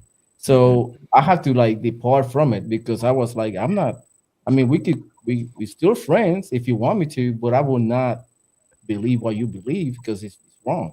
So even though I don't go to church, I admit it, I don't go to church, because even church is already contaminated with all this craziness. I mean, if you've seen, they have 8 pastors now promoting all this wickedness, and I'm not for it. I got girls. I got 4 girls that I have to protect, and I'm not. I put my life on it for them, and I try to shield them as much as I can. But these people are crazy. I mean, when my wife goes out and she say, Help "Hey, them, Lord. puppy, I'm about to go to Marshalls," I'm like, even though I don't like to go to Marshalls because crazy people buying crazy stuff, I have to go because I have to be her bodyguard. You know what I mean? And my girls want to go out, I have to be with them. Wow. And especially here in Houston, Mm. Houston is wilding out. Houston, and my wife, she wants to go to Houston. I'll be like, baby, you go to this outside of Houston. We live in the outside of Houston. I'll be like, go to this one. This is nicer, less folks, and more quieter. But when they want to go to downtown, man, I have to carry, because people are crazy down there. And by the way, where I'm at is 98% Republican. That's where I'm at right now, Montgomery County. If you go to Harris County, crazy. Crazy blue, and it's crazy people out there, and you see the difference, and we are just like a few miles away from each other. Like, Wow.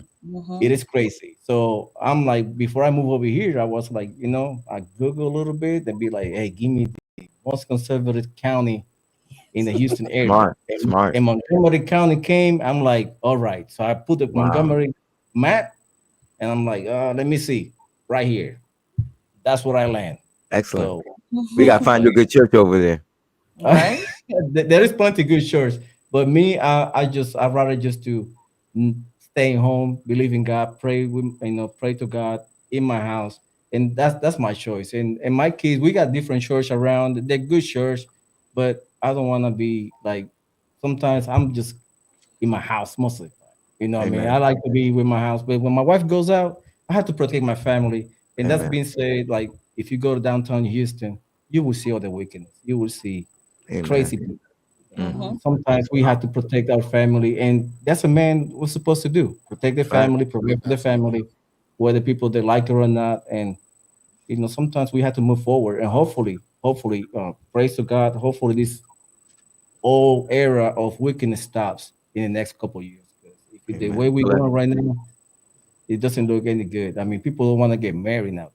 I mean, you Amen. see kids saying, "I don't want to get married," and I feel for them because I have a young boy about to go to the Air Force a couple of weeks, and he telling me like, "Dad, it's crazy. Like you don't know who you're talking to nowadays. Sure You don't. could go That's right. outside and you can see a male, a woman, and I have to be a guy." And I'm like, I That's mean, right. I feel bad for you. Sad. Yeah, they're dealing with some issues that Yeah, they we are. We didn't have to didn't deal with have when to we were coming up. deal with. You know what I'm Mm-mm. saying? And I grew up, in the Atlanta area, but middle school, high school in the Atlanta area, and I mean, you had people that were part of the alphabet community, but the trans thing wasn't a big No, thing. it So you, wasn't a for the big most thing. part, you didn't have to deal with That's that, although right. they were out there. Yeah. But it wasn't as prevalent as it is today. But Minister It Danzel, you was. can go wherever you want to go with it. Well, What are your I thoughts? want to defer to Sister Celeste. I haven't heard from her yet, and I'd rather defer to her before I speak. Okay. Go ahead, Celeste. I know Celeste got the smoke. I already know. Well,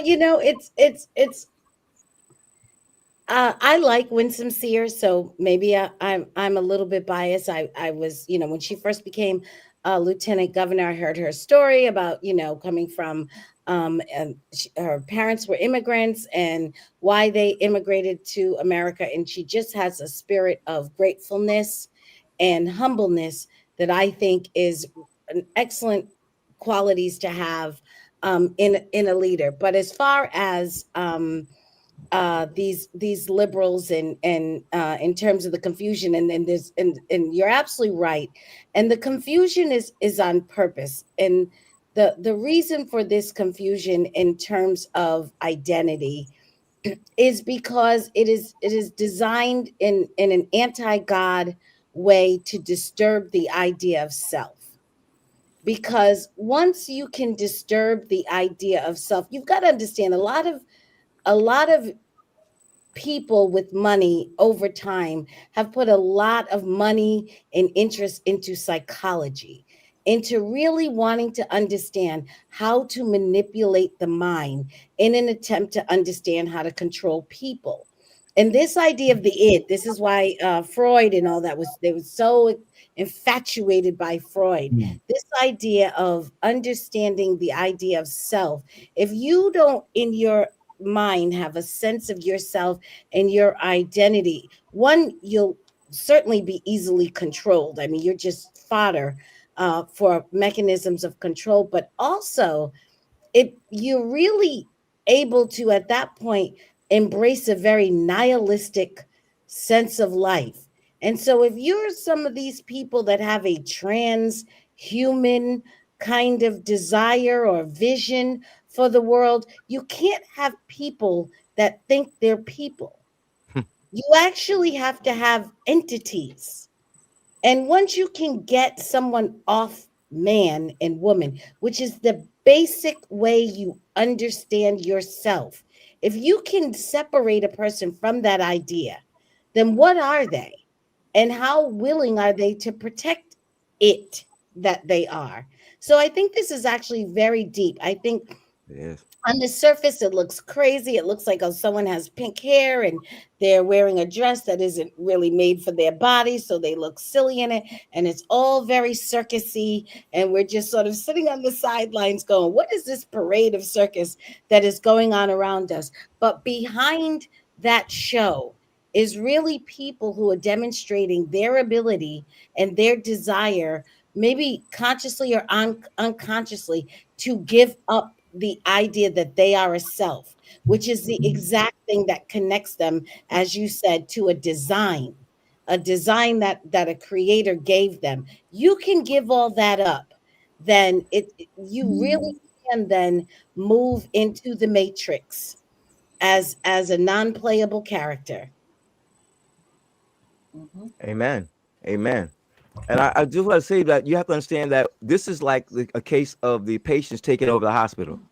You have all of these people, the craziest people in the Democratic Party are moving to the top, and they've been, even the intellectuals had power, but now it's getting worse that the nutcases are taking over. And this is what happens when there's no accountability, there's no critical thinking.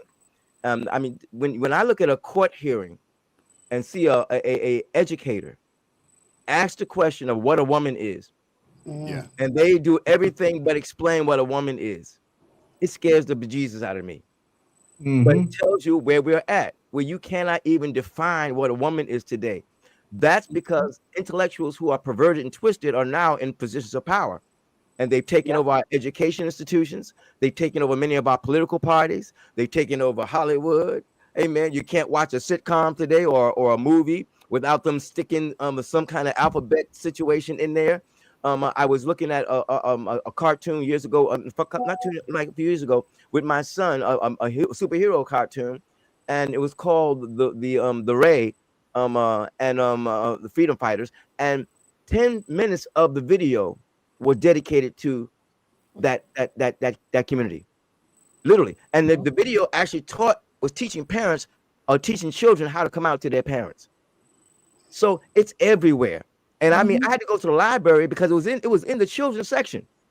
I had to go to the library and demand that they take it out of the children's section because they were like, what's wrong? You know, they didn't have a clue. I had to force them to take it out. So my point is that crazy has become the norm. I thank God for Trump because we dodged a major bullet, people. Yes, Had he lost this election, I don't care how much you hate him. Yep. America would have been up the creek and would have been at a point with no return had we got another Democrat power in office. Oh, we'd be doomed. We dodged a major bullet. And so I'm praying that he can get as much done as possible. We don't know what's going to happen in the future. Maybe they'll be out for a couple of years, or but we don't know because you don't know what's going to happen. Any moment, the right person can come up. You know that they talk about the Antichrist coming up. That man that had to speak good words. That all you need is the right person to galvanize them together. They've been too stupid to get that person so far, but all you need is the right person to come up because they're being whipped so bad now that they're desperate for a leader. And we know that they're willing to commit crimes to get people elected. We know that they're willing to mess with the voting system. We know all of that. So we can't allow them to get that person and take power again because we like maybe the last days. All I'm saying is that we are blessed with all of his warts and issues. Trump was still the best man for the job. And I thank God for what he's doing now. And we better support him and correct him when he's wrong. We better not. We don't sit back and say everything he does is right. When he's wrong, we need to go after him to let them know that we're not like they are. Because see, when their man was in office and he was doing wrong, everybody just sat back and got with him. We're not going to be like that. When Trump is wrong, we need to say he's wrong. Yeah, and we need to document it's wrong. And we need to put pressure on him and publicly let him know we ain't going for that. But thank God for Trump. Well, I think that happens, though. I think Amen. that happens. I think when that's the difference between us and the other side, too, though. We can disagree and we can have civil discourse and we'll be okay. We're still on the same team. We just don't agree on this particular issue. Right. People have come out and on this side of things and they have called out Trump, especially in reference to this whole Epstein situation, or at least the administration, in saying that, hey, y'all should not have come out and said that, hey, I got the list on my desk. It's coming out and did not do it. Right. People have pushed back on it. We're pushing back. They pushed back, and it needed to be done. But that is the difference. But I want to talk about these Democrats for a second. I really want to talk about these liberals. Come on.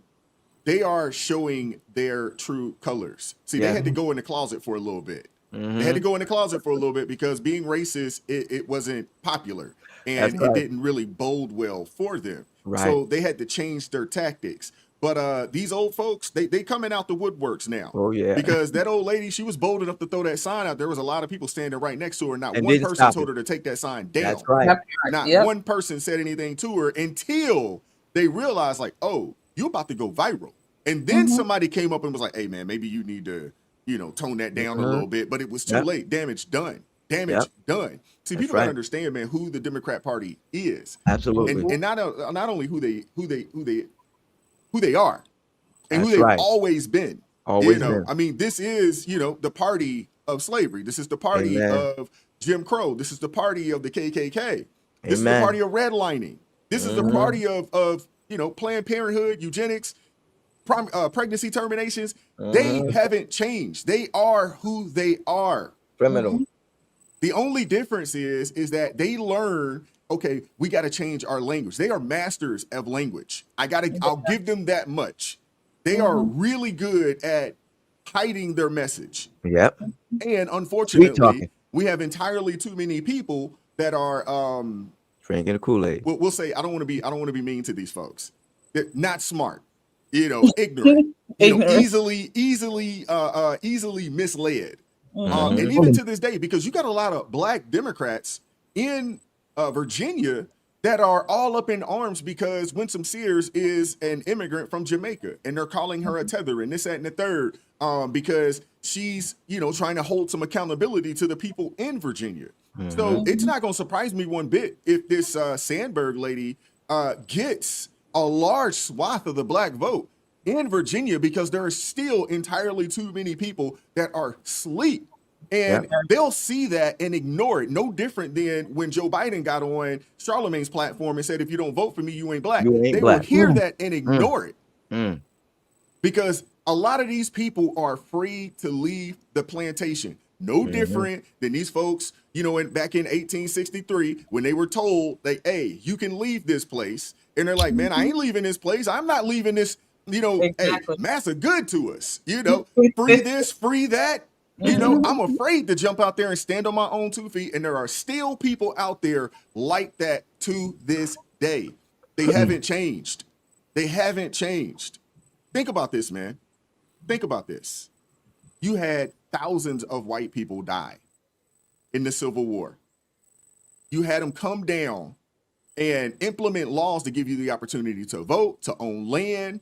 And black folks in the South voted overwhelmingly for their oppressors. It's still happening today. It is still happening today. All right, sir. Look at the communities. Everywhere that these people are in charge, it is some of the worst places that you could possibly be if you are a black person. Everywhere that they are in charge. School systems terrible. Communities completely unsafe. No jobs. Everywhere that these people are in charge, they are some of the worst places that you could possibly be in America.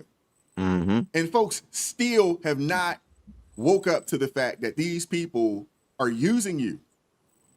And the reality of it is the Democrats, they understand, hey, they need an overwhelmingly majority of the black vote in order for them to maintain that power. That's right. If these numbers overall could get down to, 55%, they would never win another race anywhere. But it takes for black folks in Baltimore, in Memphis, in DC, in the state of Virginia, and so many other places, it would take for them, at least not all of them, but enough of them to wake up and say, hey, man, you guys aren't serving our best interests. That's right. Y'all aren't serving us. Baltimore City has 12 or 13 high schools, not one kid reading on grade level, and everybody in the school board black. The highest paid school board attendant, school board commissioner, or whatever you want to call her, in the country. And y'all are failing the kids. And this is a running theme in all of these cities. That's right. Amen. Something's got to change, man.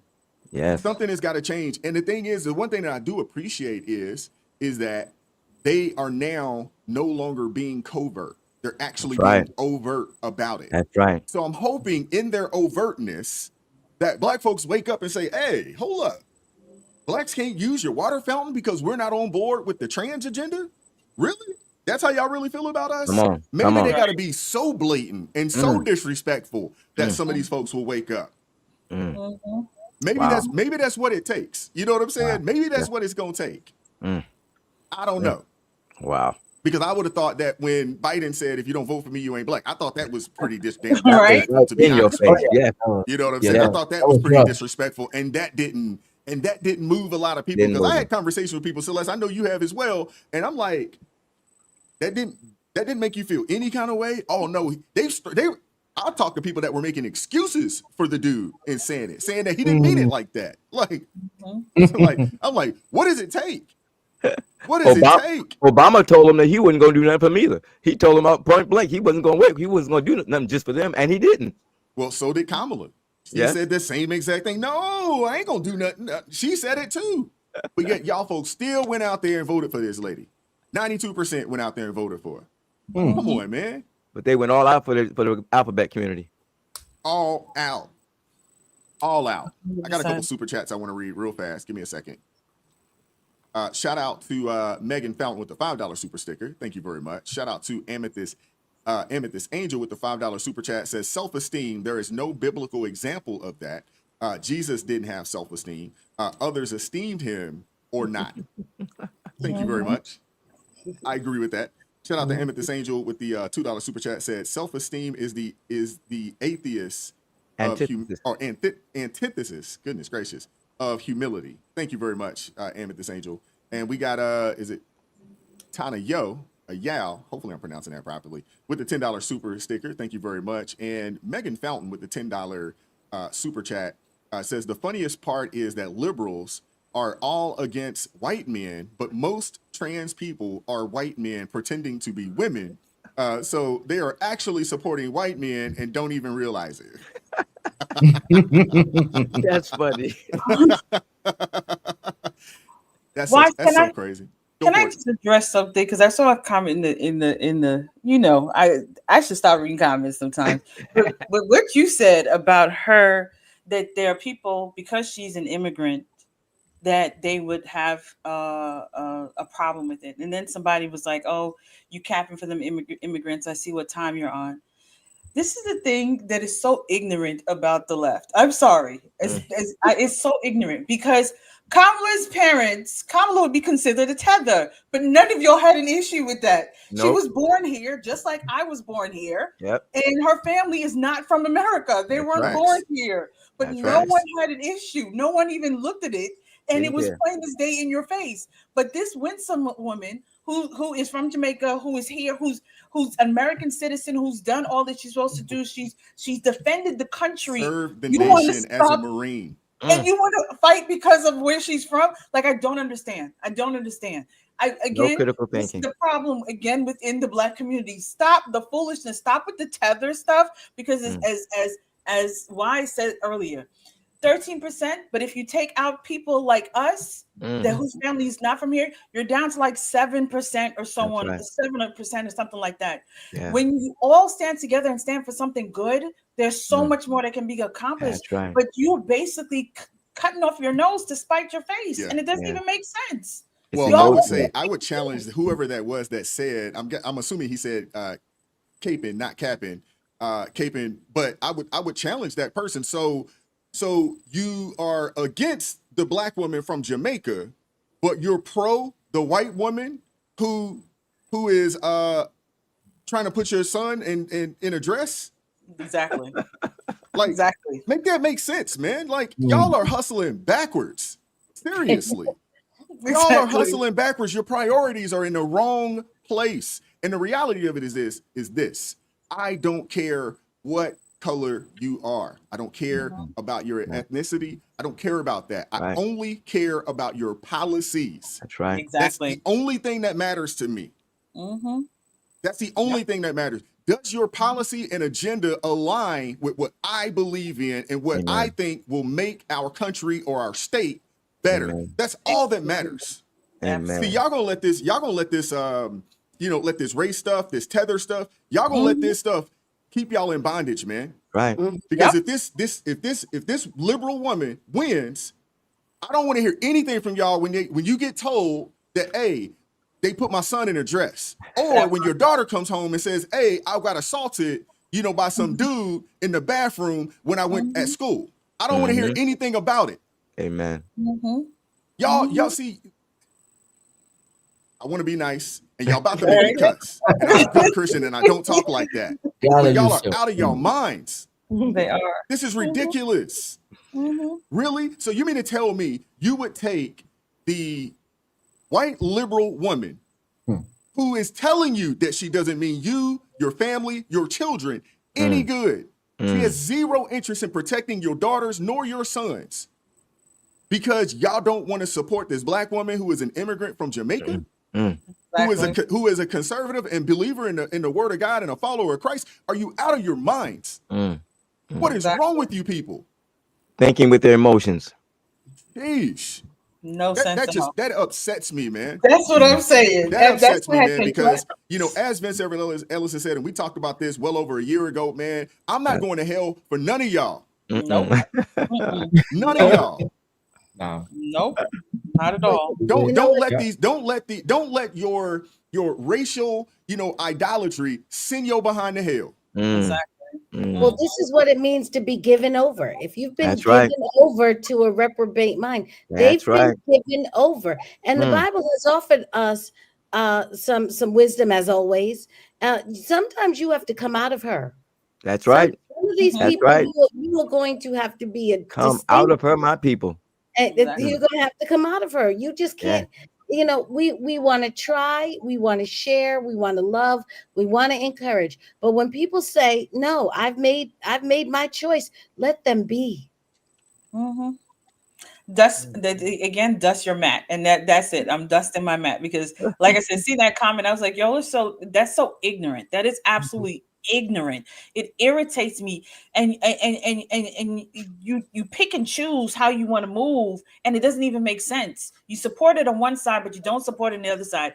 And the woman that's standing for common sense, that's the thing. She's standing for common sense. But you're worried about where her family is from.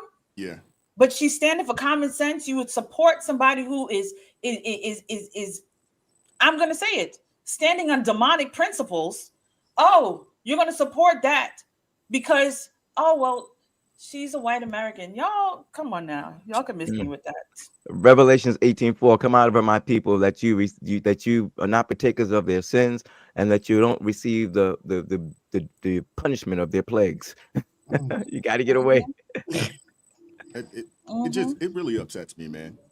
And that's why a lot of you folks, man, y'all ain't going nowhere. You know what I'm saying? And the sad part about it is people, they want you to continue to talk like that. They want you to continue to talk like that. That's right. Because they know they got you. Yep. They know you are in invisible chains. Yep. You know what I'm saying? You're the elephant. You're the baby elephant that grown up to be a large elephant that had that rope tied around their ankle and didn't realize that, hey, I'm strong enough to snatch that daggone rope off and leave. Y'all stuck because they got you here. That's right. They don't even have to put you in bondage anymore. Y'all are in mental chains. It's ridiculous, man. Yep. There's a harsh term. There's a harsh term called useful idiot. You ever heard that term before? It's harsh, but it's true. People that are willingly pawns in the hands of these people, and that's what gives these people power. See, they wouldn't have that power if people didn't follow them. Yeah. It's really sad, man. But I want to move on, man.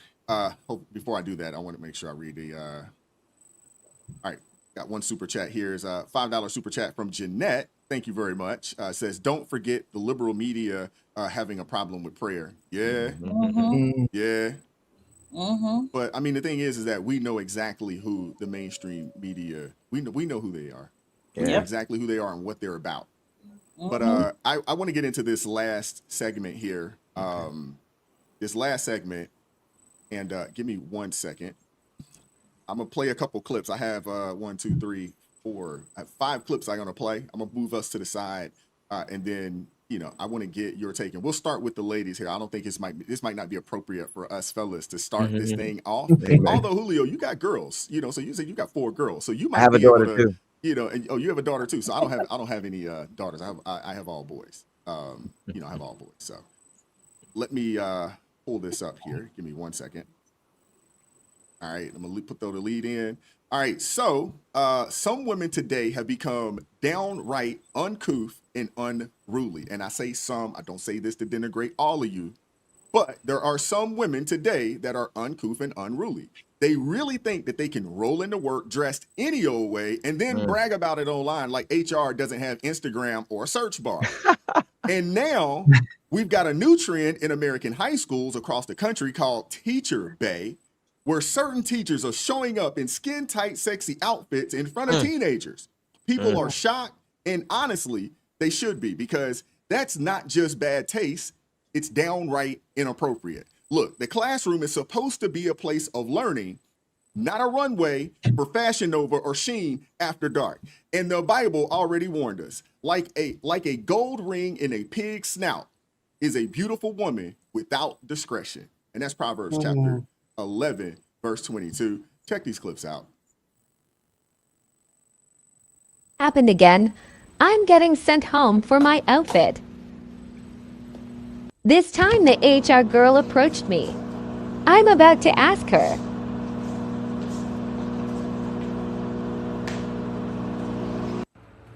I'm sorry, you still can't wear that. It's way too revealing and distracting. It's distracting? Very. So I don't know how y'all feel about this, but this girl took a picture while she was at work, and this is her termination of employment letter from HR. Of course, a little bit of stuff is blurred out to save the person's name as well as whoever is coming from HR. But do you think that this picture is a fireable offense? Now, she has her scrubs on. She's sitting down. If you have that thing in the back, your scrubs tend to come down if you have the wrong scrubs on.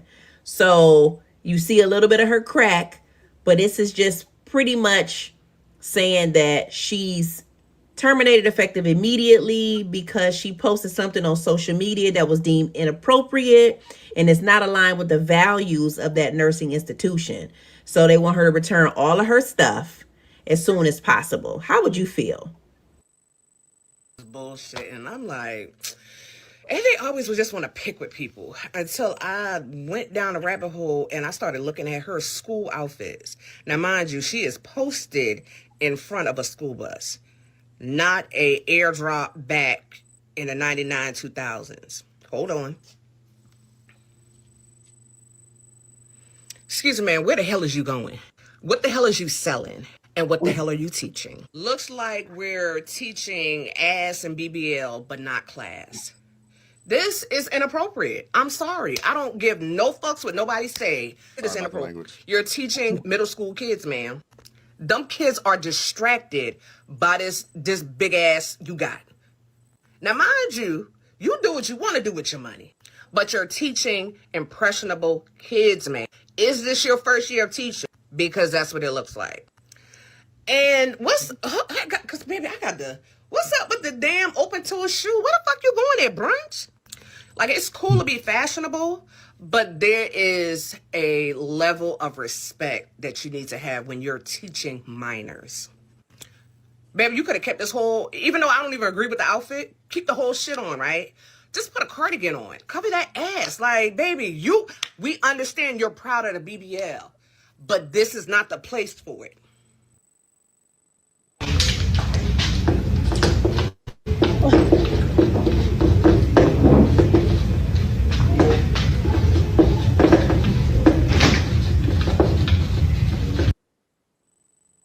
Pedophiles enough. Like, these teachers who are going to school in bodycon outfits, BBLs, and heels that you would wear to the club, to school, like, wanting to be attracted to children is a thing that pedophiles do. Like, nobody wants to be attracted to children but somebody attracted to children.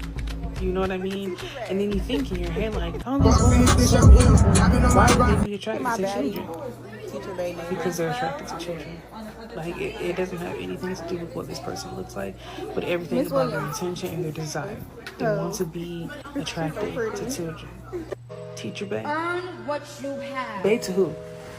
It's not cool to be a loser. The other teachers or the internet? Like, and then another thing, it's very strange to sexualize a job that's centered around children. Because when it's all said and done, they can say whatever they want to say about you, but they can't take it from you. Having a huge... I've been seeing people talk about how she should be fired for what she's wearing, and I don't think that she should be fired. A lot of the things that she's wearing, like I just said, I don't think it's professional. I think a lot of it is ill-fitting. The fabrics aren't necessarily conducive to her particular shape, but this is the world we in. Like, I understand, you know, you got to buy something from Shein, you want to teach your shout, but there's a difference between what is professional, which is what we talking about, and what is allowable as far as the dress code from work. And from what I've seen, I might not be able to see everything, so I will, everything seems to be in alignment with what is typically enforced for dress codes at school districts. As long as your skirt meet a certain length, you fine. It don't matter how tight it is. As long as your top cover your shoulders, depending on where you at. Some districts say there needs to be a closed toe shoe. In the South, some districts may say, just make sure that, you know, you got on some shoes. When wear that type of heel with because as a teacher, she may have to legally detain a student or put down a fight. Girl, what you also don't want is a bunch of directors and up in upper position now saying you can't wear something that's too tight, because who measures that? How will we measure what's too tight? And who will be disproportionately affected by that? Because you know, too tight on a size 00 is way different than too tight on a size 12 to 14. Your ass gonna go to that 12 to 14, that 00, you might not do a double check, and she could be wearing the same thing. That's what we don't want, and they know that too. Districts know that too. That had their asses up in Supreme Court. I ain't say they wasn't gonna get her up though. If I was that girl or whoever that girl's mentor is, I would tell her, make sure all your T's is crossed. Make sure all your I's is dotted. If you supposed to be at that job at 7:15, you get there at 7:13. Make sure you badge in. Make sure you are visible. Make sure that principal or whoever is a director or whatever it is can see you. They might not like the way she dressed. And there's large discussion and it's bringing negative attention to whatever district that she's working in. But they can't rope her up on what she's wearing because it's probably allowable for the school district's dress code policy. But I've been at this long enough to know when it's too much questions and too many conversations that's being had about you, they're going to find another reason. She better be smart. And I pray that y'all don't come up in my comments and tag me and say it happened. I've been in this world of work long enough to know how they do it. It's almost like how they catch up a dope boy. They wait and wait and wait and collect and collect and collect more evidence so they can be like almost damn near irrefutable. Lone Beja dope boy gets caught up in his first deal. Baby, they be. The lack of accountability that you see out there from women so real is insane. It is insane. Now, I want to start with the ladies. We'll start with you, Celeste, and then we'll go Crystal, and then we'll go Julio. We'll go to you, Minister Danzel. This is outrageous. I mean, I got before you go, Celeste. I got to say, none of these types of teachers existed when I was in school. I know you're gonna say that. I know it. Hey, we had 0 teachers like this when I was in school. Now, I didn't care much about school, but they might have got my attention. I'm not even gonna lie. They might have got my attention, you know what I'm saying, when I was in 8th, 9th, 10th grade. You know what I'm saying? I might have paid a lot more attention to what she was writing. Well, maybe not what she was writing on the board, but I would have paid attention for sure. But go ahead, Celeste. I have to say, you really got us because that was actually excruciating to sit through. It was. It really was a little bit difficult to sit through. Beyond just the images of the women in their clothing, their attire, was the whole justification and accountability that accompanied all of that. You are not an Instagram model. You are an elementary school teacher. You standing by a bus with a Chanel bag, like you're about to, you're doing it for the gram. And I actually think this, though, I'm okay with it. I really am. Fine, do all that. In fact, you can begin the mornings after you ring the school bell with teacher wrestling. I don't care what they do. I have always considered the public education system the killing fields. So you get the kids all hopped up on sex education, which I understand is becoming more graphic by the day. And then you get these teachers to turn around in these tight clothes, pretending they're writing something on the board that we already know you're not learning. What is going on in there? I'm sorry. Take your kids away from the killing fields. Get them out of those places. Let them people do what they are going to do. You have to think, first of all, the quality of teachers, and people are going to be very angry if I say this, but I do not think that we are getting the highest quality of students that are choosing to go into the teaching profession. And you can go look and find out if that's true. Go look. And I'm from a family of teachers. So I know there are some wonderful teachers. I know that there's some very smart and very intelligent people that are in the teaching field. I am not saying that. I am telling you, if you go into a schoolroom and there a school and there are 85 teachers, all of them are not that way, which is why they are, and you can tell that they're focused on and fixated on things that are all about their position outside of the classroom, their bag, their shoes, their hair, their outfit. All of that is their focus. And the inside of the classroom is just what they do to get the money for the life they want to live outside of the classroom. So I say, look, if that's what it's going to be, and it is, That is what it's going to be, because they don't have any interest in educating these children. We left public education a long time ago. We know how to educate children when we want to. We know how to do it. And there are places in this country that have some of the best education in the world. We know exactly what to do if we really wanted to educate children. We don't. Right. That's right. We don't. I agree. This whole the teachers union, I have said for years, is nothing but a jobs program for teachers. It's just a jobs program. It is simply a way to launder tax money to a specific group of people who then will act politically in the way you want them to, because what they are not doing is any fundamentals in reading and writing and arithmetic. All right. Come on, girl. Absolutely. You're absolutely right. You're spot on there. Amen. Oh man. I mean, it's really sad, to be honest with you. Now, I've been saying this on this channel for a long time, man. Get your kids out of public school. Get them out. They're not there. They're not going there to be educated. You're sending your kids to be indoctrinated with everything profane and wicked and demonic that they want to press upon your children. We've talked about it on this channel a multitude of times, but go ahead, Crystal. So, as a member of the I Got a Dunk, I guess the best way to say it, the peach, and you're very curvaceous. I am a member of that community. And the thing is, you have to be mindful. Okay? Like the woman said, I definitely walked around with a cardigan all the time because you have to cover yourself. And it's like you're trying to be mindful, because regardless of whatever you put on, everything that I have ever put on, I've always heard, and I'm like, oh my gosh, what do y'all want me to do with? I can't do nothing about it. But then, like somebody put in Titus in the chat, Titus 2:3-5, Titus 2, verses 3-5. It was the older woman that said, Crystal, this is what you got to do. Let me help you out. You need to go ahead and throw on a cardigan. You need to, here's some longer cardigans, put on a jacket or something to kind of cover yourself. Right. Teacher Bay don't want to cover herself. Teacher Bay does not want to cover herself. I have friends that work in the education space, in public education, in around the US. You can't be putting stuff like that on social media. Like they have like rules that you're not supposed to be doing that.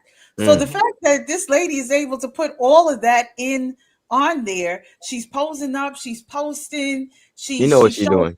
Not only is she posing and posting up from the video you showed, I was in shock of her at work, but she's also showing her at the club. Like that's not even supposed to happen in the education space. You're not supposed to even show that stuff because, again, social media, it gives access to everybody. So your students are seeing that. So I don't even understand how she's getting away with that.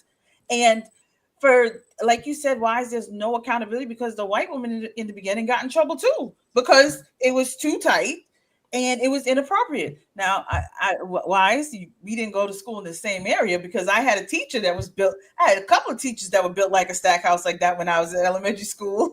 And I remember them. I will never forget them. And it wasn't that they were inappropriate, but they were very well put together, and they were always the cool teachers, quote unquote. And maybe Teacher Bay is one of the cool teachers. So she's not going to get in too much trouble unless the parents freak out, because if she's popular and she's well liked by the students, she's probably not going to get in trouble. Like what the other girl said, as long as she's doing her job, unless the parents kick up a major fuss, she's probably not going to get in trouble. And that's why she keeps doing it. But the one with the nurse that you showed, yeah, that was inappropriate. If you took that picture and you put on social media at work, I don't understand why everybody likes to share everything on social media. I'm just trying to understand, why does everybody think everything is supposed to go on social media? Like you trying to do a sexy shot. I mean, you ain't supposed to be doing it, but if you're gonna do it, send it to your boo. That everybody don't have to looking for a boo. Everybody. Well, she's advertising. She's advertising, looking for a boo. That Wrong wasn't place. advertisement. That was wrong place. You hit the nail on the head. I can't remember if it was you, Crystal, or you, Celeste, that said it. But Thomas Sowell, he wrote a book. It's called the American. What is it called? The Insider, or Inside the American Education System. And he wrote a book, and he was talking about the SAT, ACT scores for teachers in comparison to other professions. The teachers have the lowest SAT, ACT scores out of Yes. all the professions out there, of those that do end up attending college. They're Yes. the lowest rung. Now, as someone that worked as a headhunter for a long time, I met people that couldn't cut it in corporate America and decided that, hey, I'll just go be a teacher. And I've heard this with my own ears. Like, hey, this isn't working out. I know I went to college for this, that, and the third, but I'm not good at this. I'm just gonna go and be a teacher. It's like the last ditch effort. When they realize that they can't do anything else, they're not good in any other thing or any other facet, any other industry. That's when they go to the public education system and decide to just be a teacher, because they know once you get in, you got a job for life. It borderline, like, you'd have to do something Hard to get rid of you. just crazy to get fired. And you'd probably need to do it 3 or 4 times before you get fired, outside of putting your hands on a kid. But do you think it's the newer teachers, or because like No, I this said, has been the case. Thomas Sowell wrote this book. This book came out this book's been out for like 30 years. No, that's not what I'm talking about. I'm talking about the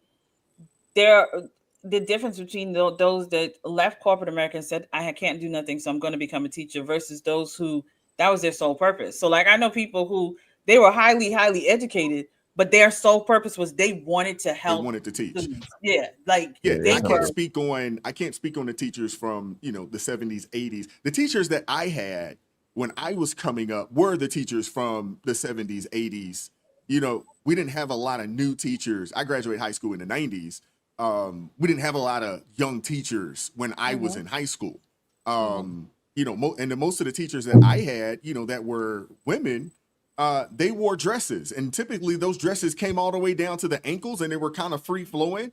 So even if they may have had, and I don't recall any of them, shaped like this woman, I just don't recall that. I would remember for sure. The little bit that I did go to high school at that time frame. I was a wild child. I told y'all this, man. I skipped a lot of school in that time frame, but I would have remembered. But the teachers, they wore free flowing dresses, that almost came down to the ankles, because I would assume that was the dress code. But we also had a dress code as students. So the young ladies were not able to just come to school looking any old kind of way. Now, one of my friends, him and his wife, he no longer works for the school system, but he used to, but his wife still does. And this dude would tell me the stories of some of these women or young ladies would come to school in with cat suits and all types of stuff going to school. Yeah. I was like, wait, you're like a student? He's like, oh man, dude, yeah, it's bad. He was like, it's really bad. But get in there, Julio.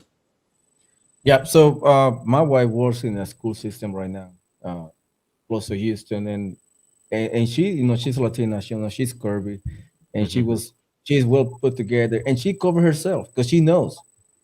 She knows, she wear her stuff and she cover herself, and even though she cover herself, sometimes she get talks, not by the principal, but some other people talk about her because her body shape.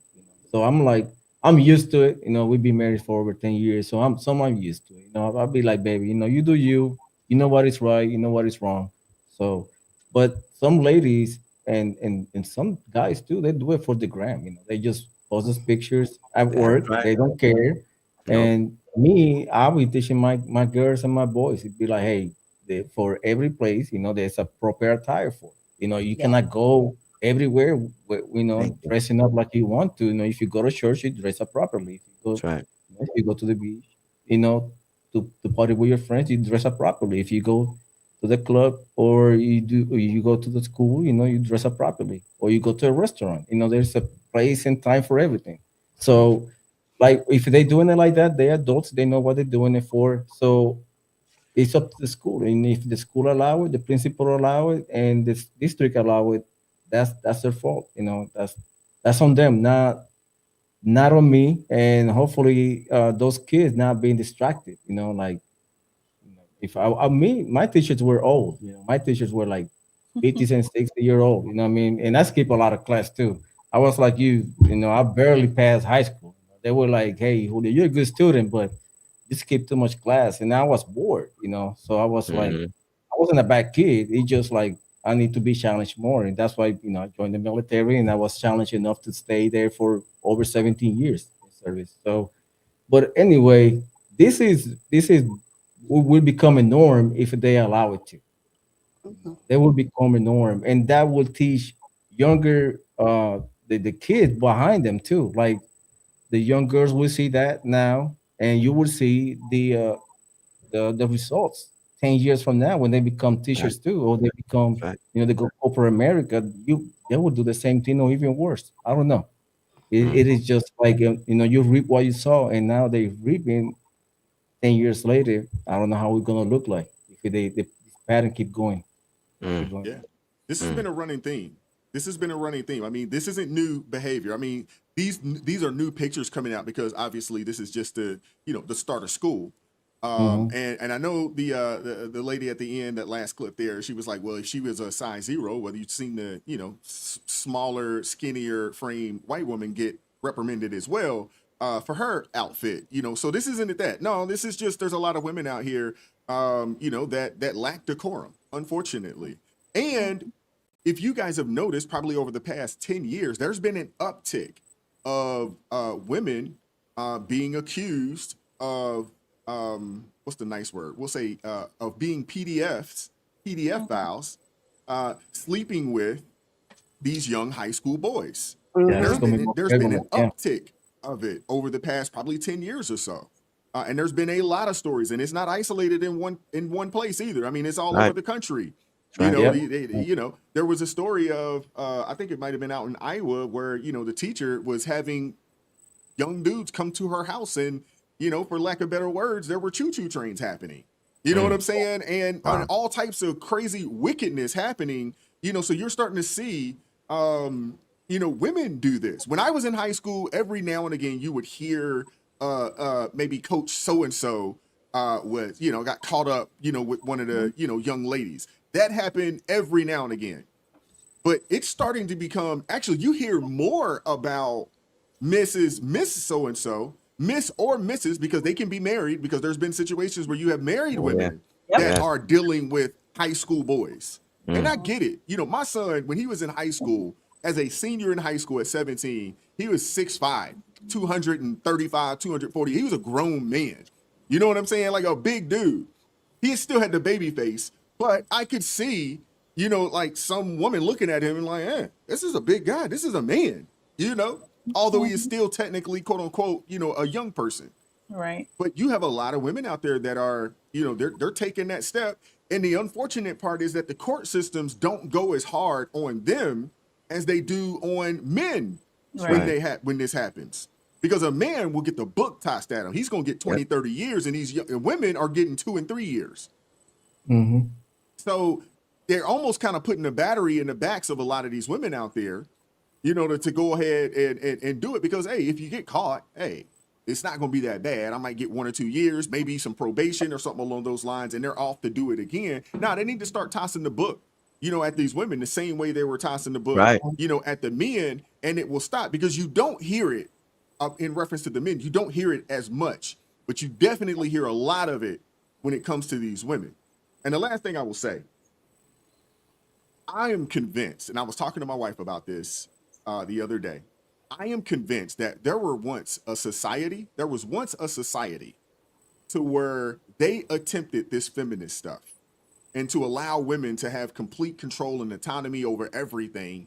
And it was so bad that they said, no, not at all, not ever. And they had to go 1,000 years before they gave women the ability to have the type of freedoms that they have today, because they knew how detrimental it would be to society. I mean, you got to think, we're not even 100 years into feminism in America. We're not even 100 years in it. What are we, maybe 60 years or so, somewhere in that range, of this, somewhere around in there? We'll say 60 years. And look at how far we have gone. Look at how far down society is going because of this. Yeah.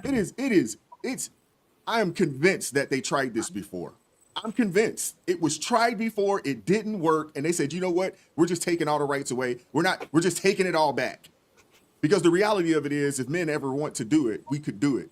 We have the ability, we have the power, we have the strength to do it. We could do it.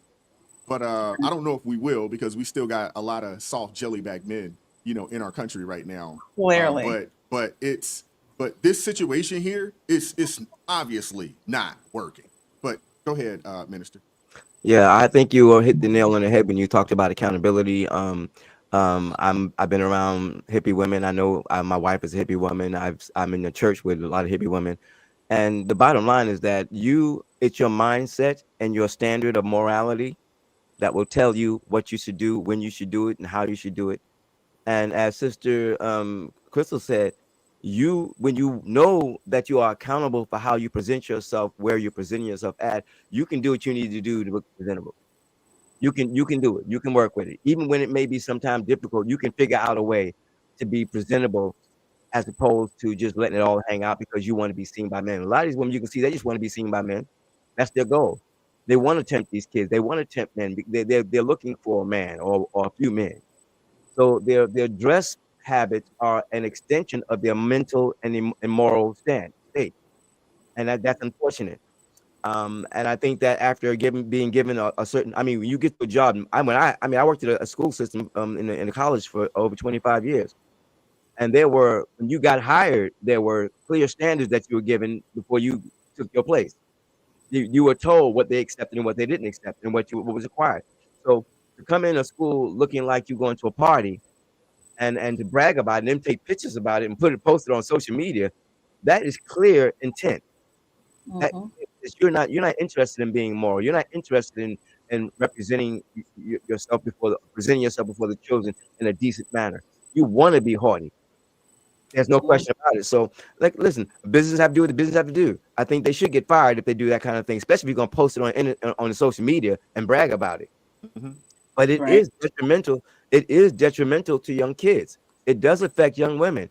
When we were growing up, the teachers were role models. They were examples to the students. Yeah. I can't tell you how many teachers that I've looked at and growing up in school that I admired and that helped me to want to pattern myself after them. So yeah, that's like BET. They look into me those BET videos. But again, it's accountability, brother. And I think that people, parents, have to take a stand. They have to demand that if someone's going to teach my child, they're going to have to look right. They're going to have to talk right. Yeah, absolutely. I agree. Right. I agree 1,000%. And the other thing that I want to see women stop standing up for everything. Stop it. You don't have to defend everything that a woman does just because she's a woman. No different than black folks have to defend everything that black people do just because they're black, so forth and so on. If it's wrong, it's wrong. You know good and well she's not supposed to come out there with her booty out like that. Like you're at school. And these are 8th grade boys. That one lady, Mrs. Williams, she teaches 8th grade boys. Think about the hormones raging. Yep. You standing up there, you writing on the board, and your cheeks are shaking. Like, come on, man. Like, what are we doing? It's not fair. The dudes, the young dudes and some of the girls, they're focused on your hind parts. They're not focused on what you have written on the board. They're not. Amen. I mean, come on, man. Hey, I need the principals. I need the principals to start saying, hey, I am writing you up the next time you come in here looking like that. That's right. And I'm going to write your behind up another time. And then the next time, strike you out of here. Exactly. You got to go. Hey, you're here to be an educator, not a distraction. And right now, you are a distraction. Amen. Simple as that. It's ridiculous. And I get it. Attention is currency. Everybody wants the likes, the follows, the retweets. Wow. Everybody wants it. I get it. I understand. But do that on your own time. On your own time. That's right. Do that on your own time. And even then, there are certain companies that you're not allowed to, put certain things out because people got to understand that when you work for a company, it reflects on them. You are a representative of their organization. That's right. So even when you're not in the office, you are a representation of them. And if you don't like that, go start your own thing. Thank you. That is it right there. And that's what I was saying. That's what I was saying. I know a lot in the education system because even back in the day when I'd be going out with my friends and they're in the education system, I'd be like, y'all want to catch a picture? Crystal, that's not going on social media, right? And I'm like, no, that's just for us. They're like, good, because we can't they can't have that stuff out there Amen. because Right. again, the students can access those. That dress that right. she was wearing and she was in the club, going to the club, and the cutout here, and I was just like, you mean they could access that and watch you? Well, think about how many students, because these students are real good with this They're social very media savvy. thing. Yes, How they many are. of the students, they got her Instagram and TikTok, and it's spread around the school. The They kids are looking savvy. at you. That's right. So you're like, oh, this didn't happen at school, but the kids that teach you, like, hey man, we got Mrs. Williams' Instagram right. page. That's right. And it's open to everybody. So now the kids, they can see all your business. Right. Like, come on now. Come on. That's what I'm saying. Like, That's what I I'm don't saying. even think they Somebody think. teach them. Nope. They do think, Wise. That's the thing. They do think.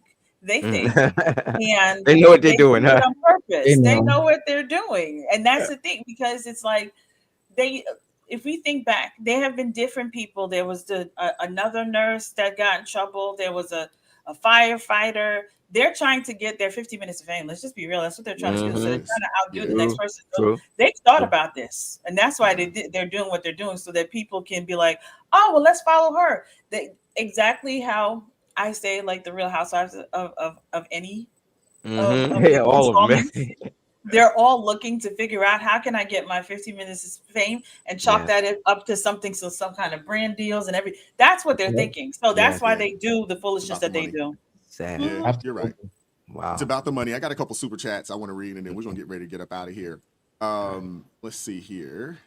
Shout out to Megan Fountain with the $10 super chat. Says, oh, sorry about that. I read that one already. Hold up. All right, there we go. Shout out to Pure Growth with the $2 super chat. Says, absolutely love how based this panel is. Wow. Appreciate you. Amen. Thank you very much. Shout out to Amethyst Angel with the $2 super chat. Says, maybe not the teachers, but the librarians.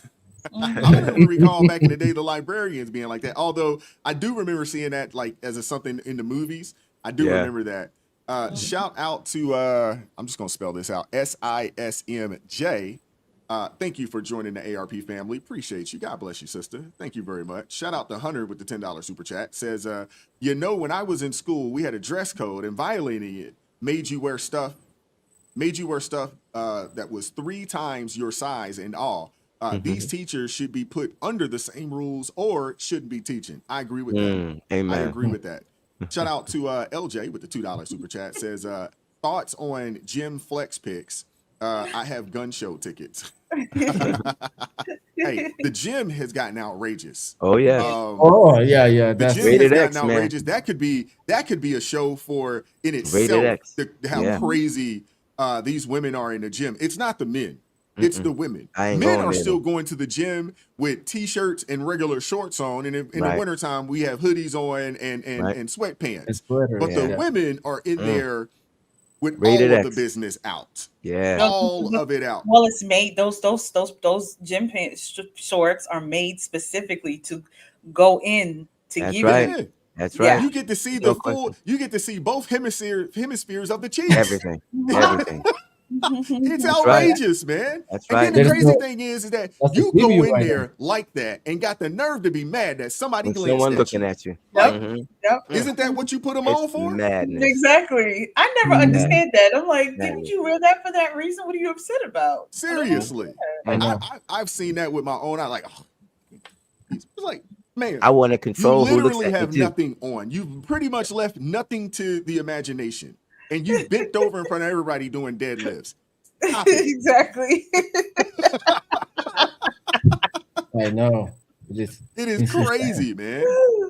Shout out to is it Tana Yao? Hopefully, or Tana Yao with the $2 super chat. But you guys do know charter schools are set up. I'm not a fan of charter schools either. Anything that's getting money from the federal government for schooling, I'm just not a fan at this point. I think you should be homeschooling your kids. That's the best. Or some form of vetted.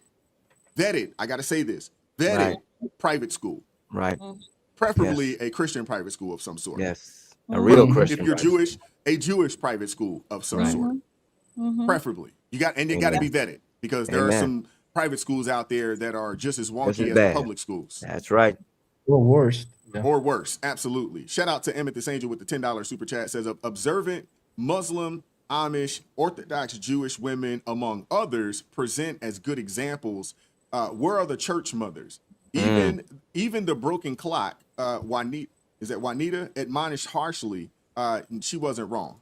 Juanita Bynum. That's Juanita what you're Bynum? talking Oh about. man. Mhm. Yeah. But the thing is that you have a lot of sisters out there, unfortunately, that don't want to be told anything. What If to you do. guys That's right. recall, That's right. the lovely Felicia Rashad, Mrs. Felicia Rashad, she jumped on the Breakfast Club and she was trying to tell the young women, like, hey, you don't have to be out here like that. And they read her for filth. They I did. believe it. They Yep. drug her through the mud for trying Yep. to give the young women some advice on how to be out here modestly in these streets. And The they mind. drug her through the mud. So you have a lot of women out there. They don't want to hear it. Nope. Unruly. Unruly. There are a lot of unruly men. There is a whole heck of a lot of unruly women out there. So true. 100%. But then there's the church mothers don't really. I mean, there are some, but they don't really exist as much because Nah. they're usually on They the dress the stage. same way. I was about to say they're on the stage twerking, bent over with a dress up at Come Essence on. Festival. Come At on. Essence Festival. So let's be real. That's what they doing. You know what's crazy about that you say that too, and the other thing too is, and Jason and I was talking about this the other day, I'm like, some of the church mothers don't realize that they are the church mothers now. No. They don't. They That don't is realize true. it because they don't see themselves as Nope. the church mothers. They Nope. don't see it. They That's very still true. see themselves as the young woman, no different than, like you mentioned, they don't even realize that. No, y'all are the mothers of the church, ma'am. You Come on. are. Yes. It's That is very crazy. true. That It's is very crazy. true. Shout out to that looks like my guy AT. It looks like you back off of vacation or you just hanging out with us for the day. Appreciate you, brother, with the $20 super chat. It says fantastic conversation and hit the nail on the head. When we blindly support everyone that matches our identity, regardless of the behavior, we ruin credibility for the whole group. God That's bless. right. Go Army, beat Navy. Boo. Mm. Yay to the yay to the comment. Boo to the Go Army, beat Navy. All day, every day. You got it. Although Julio's a former Army guy. You know, he's an Army vet. Shout out to him.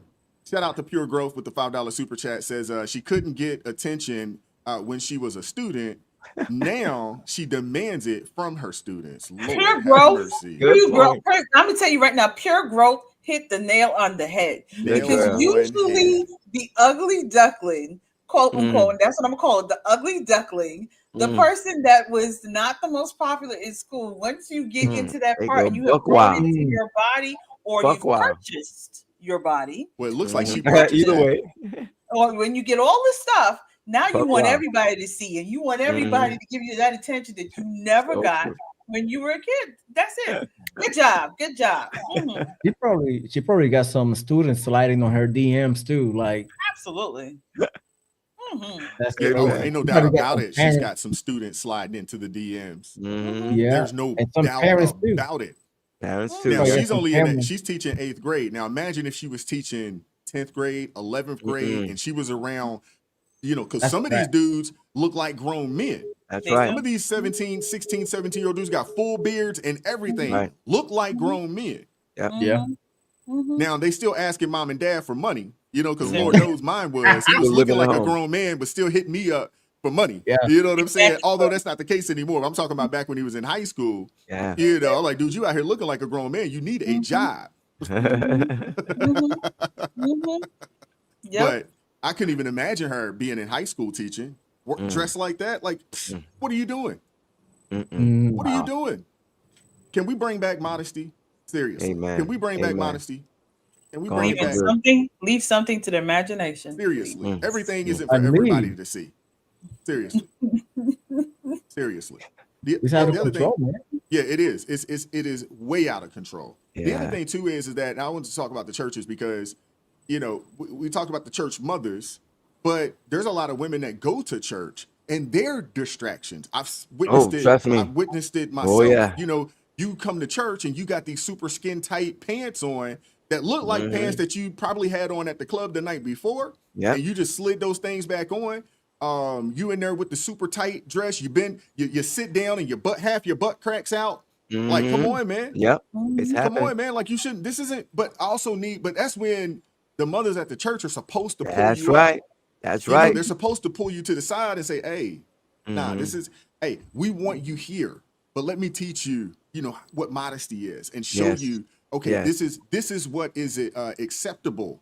Yes. You know what I'm saying? In the house of the Lord. There's not Amen. enough of that going on. And I No. think a lot of it is about the money. They don't Mhm. want to offend anybody for fear of missing out on that tithes and offering That's check. right. That's right. So they just Anything goes. let folks just come in any old kind of way. Yeah. But that is something that's got to change. Gotta That's not change. that's not the only thing about it. The women who are the leaders of the church, if you looked at a lot of the outfits at the Stella Awards, they Oh, were yeah. real interested at that Yes. Stella Awards, and these were supposed to be leaders in the gospel community. So if they're dressing like that, and Yep. they are basically the vision that young people or middle-aged people that are going to church That's right. It's supposed are to aspire to. seeing, then they're going to be Yes. like, you know what? And It's people okay. say it, but my pastor does it. But my pastor's the first lady does it. Well, The I was gonna say, the well, head first lady. usher does it. That's what they say now. They will Well, say but I'm a that. firm believer, and I think we talked about this last week or so, but I look at it like this, man. You can't be my leader if your household is out of whack. That's right. If your wife is out here looking crazy, Mm. nah, that ain't gonna work for me. If your kids are out here looking crazy, That's right. nah, that's not gonna work for me. That's right. How are you gonna be the leader, you know what I'm saying, and the shepherd of this flock when you're not even leading and shepherding your own flock personally? Amen. How's that Amen. gonna work? Mm-mm. You know what I'm saying? How is that gonna work? Nah, that's not gonna work for me. That's not gonna work Amen. for me. Amen. Wow. Yeah, it is true. I mean, like you have to have I have a great leader when I was in the military, and he told me once, like if you don't do on spot correction, it will become a norm. Yeah. That's right. Among superiors, and that's what I learned, and I still carry that till today. I mean, if you don't do a spot correction, it will become a norm, and that's what's That's right. going on. They don't do a spot correction. They don't correct Nope. her On the in a spot. timely manner on the spot, and now she running wild. You got teachers running wild, people in the gym running wild. Even That's in the right. gym, if you manage in the gym, you see this lady doing this and that, or a That's guy, right. whatever, and you be like, hey, I know you're a member of the gym, but hey, this is not appropriate. I mean, That's you need right. to pack up and go or dress Come on. appropriately. Come on. That's right, brother. Amen. I agree with you. Wow. I agree. Set a standard and then hold the line Hold it. on that standard. That's right. That's the beautiful thing 24/7. about the military. Not only is the standard set, but they hold you accountable to Oh set yes. standard. That's right. As soon as you get to the standard or drop below, and typically it's at the standard, that's when they own your tail. The expectation is this is the standard. We expect for you to be above the standard. As soon as you get to the standard, they already know the direction. Hey, they on your head immediately. That's right. And I was the same way with my children. Hey, this is the standard. You know what I'm saying? And hey, soon as I feel like you're about to drop below that, I'm on you. I'm on you. Soon as I feel like it. The Because military. again, you don't want to let it fester. Because small problems turn into big problems. When I coach football, I used to tell my guys all the time, hey, it's not the big things that get you beat. It's the little things that will get you beat. And a bunch of little things will cause you to catch an L on Saturday when we're playing our games. So it's the little things. Yes. So that's why I'm on you about these little things. Because a lot of little things turn into big things. You saw what happened with the military under Biden, right? Yeah. Oh man.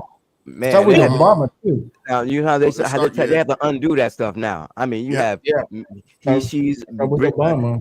See, I tell you, man, we dodged a major bullet, man. I'm telling you, Yeah, boy, we he's did. trying to get him back under control now because that was just crazy. Even the commercials were feminine. Yes. Yeah. Yes. Yeah, it was bad. Nobody wants the Army commercial. The one that got me is the Army commercial with the young lady with two moms. I'm like, what are we doing? Like, what in the Telling you, man, it world was is crazy. going on? I was like, that doesn't make people want to sign up for the world's strongest army. That doesn't make people want to sign up for that. Crazy, man. It was crazy. You know? But that was your point. To your point. Yeah. Shout out to Nicholas joining the ARP family. Thank you very much, man. Appreciate you supporting the channel, man. Thank you. And shout out to LJ with the $2 super chat. Says, what kills me is the cleavage. Oh, yeah. The clavage. Oh, yeah. Oh, my goodness. Oh, my goodness. And shout out to the brother AT with the $10 super chat. Says, this is why we need to speak up. Even ignoring wrong is compliance with wrong. When you see someone doing wrong and say nothing, you set a new standard and reinforce wrong. Absolutely. Hey, silence gives consent. Mm-hmm. Yep. Simple as that. Silence gives consent. Simple as that. That's right. And you're absolutely right. And with that being said, we're gonna get ready to get up out of here, man. First off, I want to say thank you guys to thank you to Jay Witt. Y'all make sure y'all go follow him over at the Jay Witt podcast. Amen. Shout out to Celeste Duffy as well. Y'all make sure y'all go support her. Celeste_Duffy. Y'all make sure y'all go check her out over there. Shout out to my guy, Minister Danzel. Thank you very much, brother, for always pulling up. You've been supporting and blessing your brother for a long time, man, and I appreciate it, man. Thank you very much. Shout out to Crystal from Crystal Beyond Labels. Thank you very much, sister.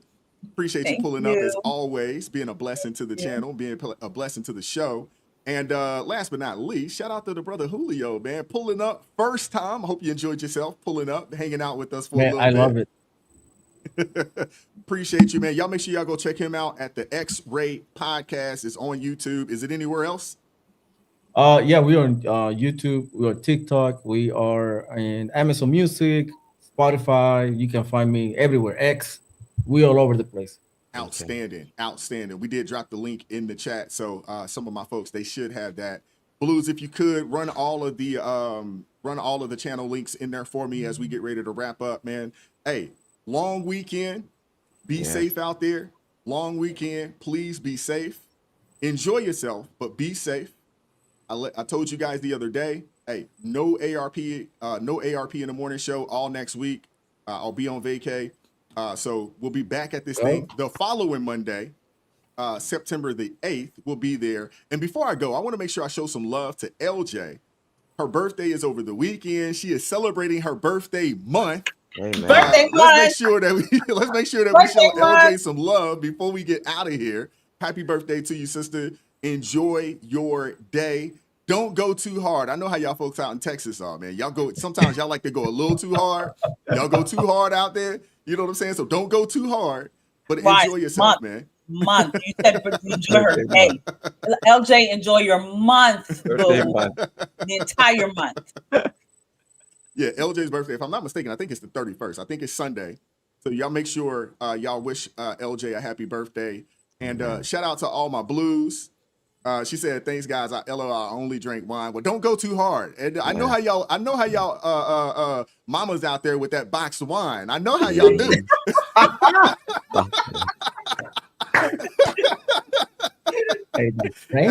I know the mamas out there with that boxed wine. You know what I'm saying? But enjoy your birthday. Enjoy yourself. Have fun. Hey, you guys enjoy the long weekend. Yes. I will still be dropping videos. We're just not going to do the live show next week because I'm going to be out and about. But I appreciate you guys, man. As always, keep God first. Stay prayed up. We'll catch up with you all next time, man. You guys enjoy the weekend. God bless. Take care. Bye.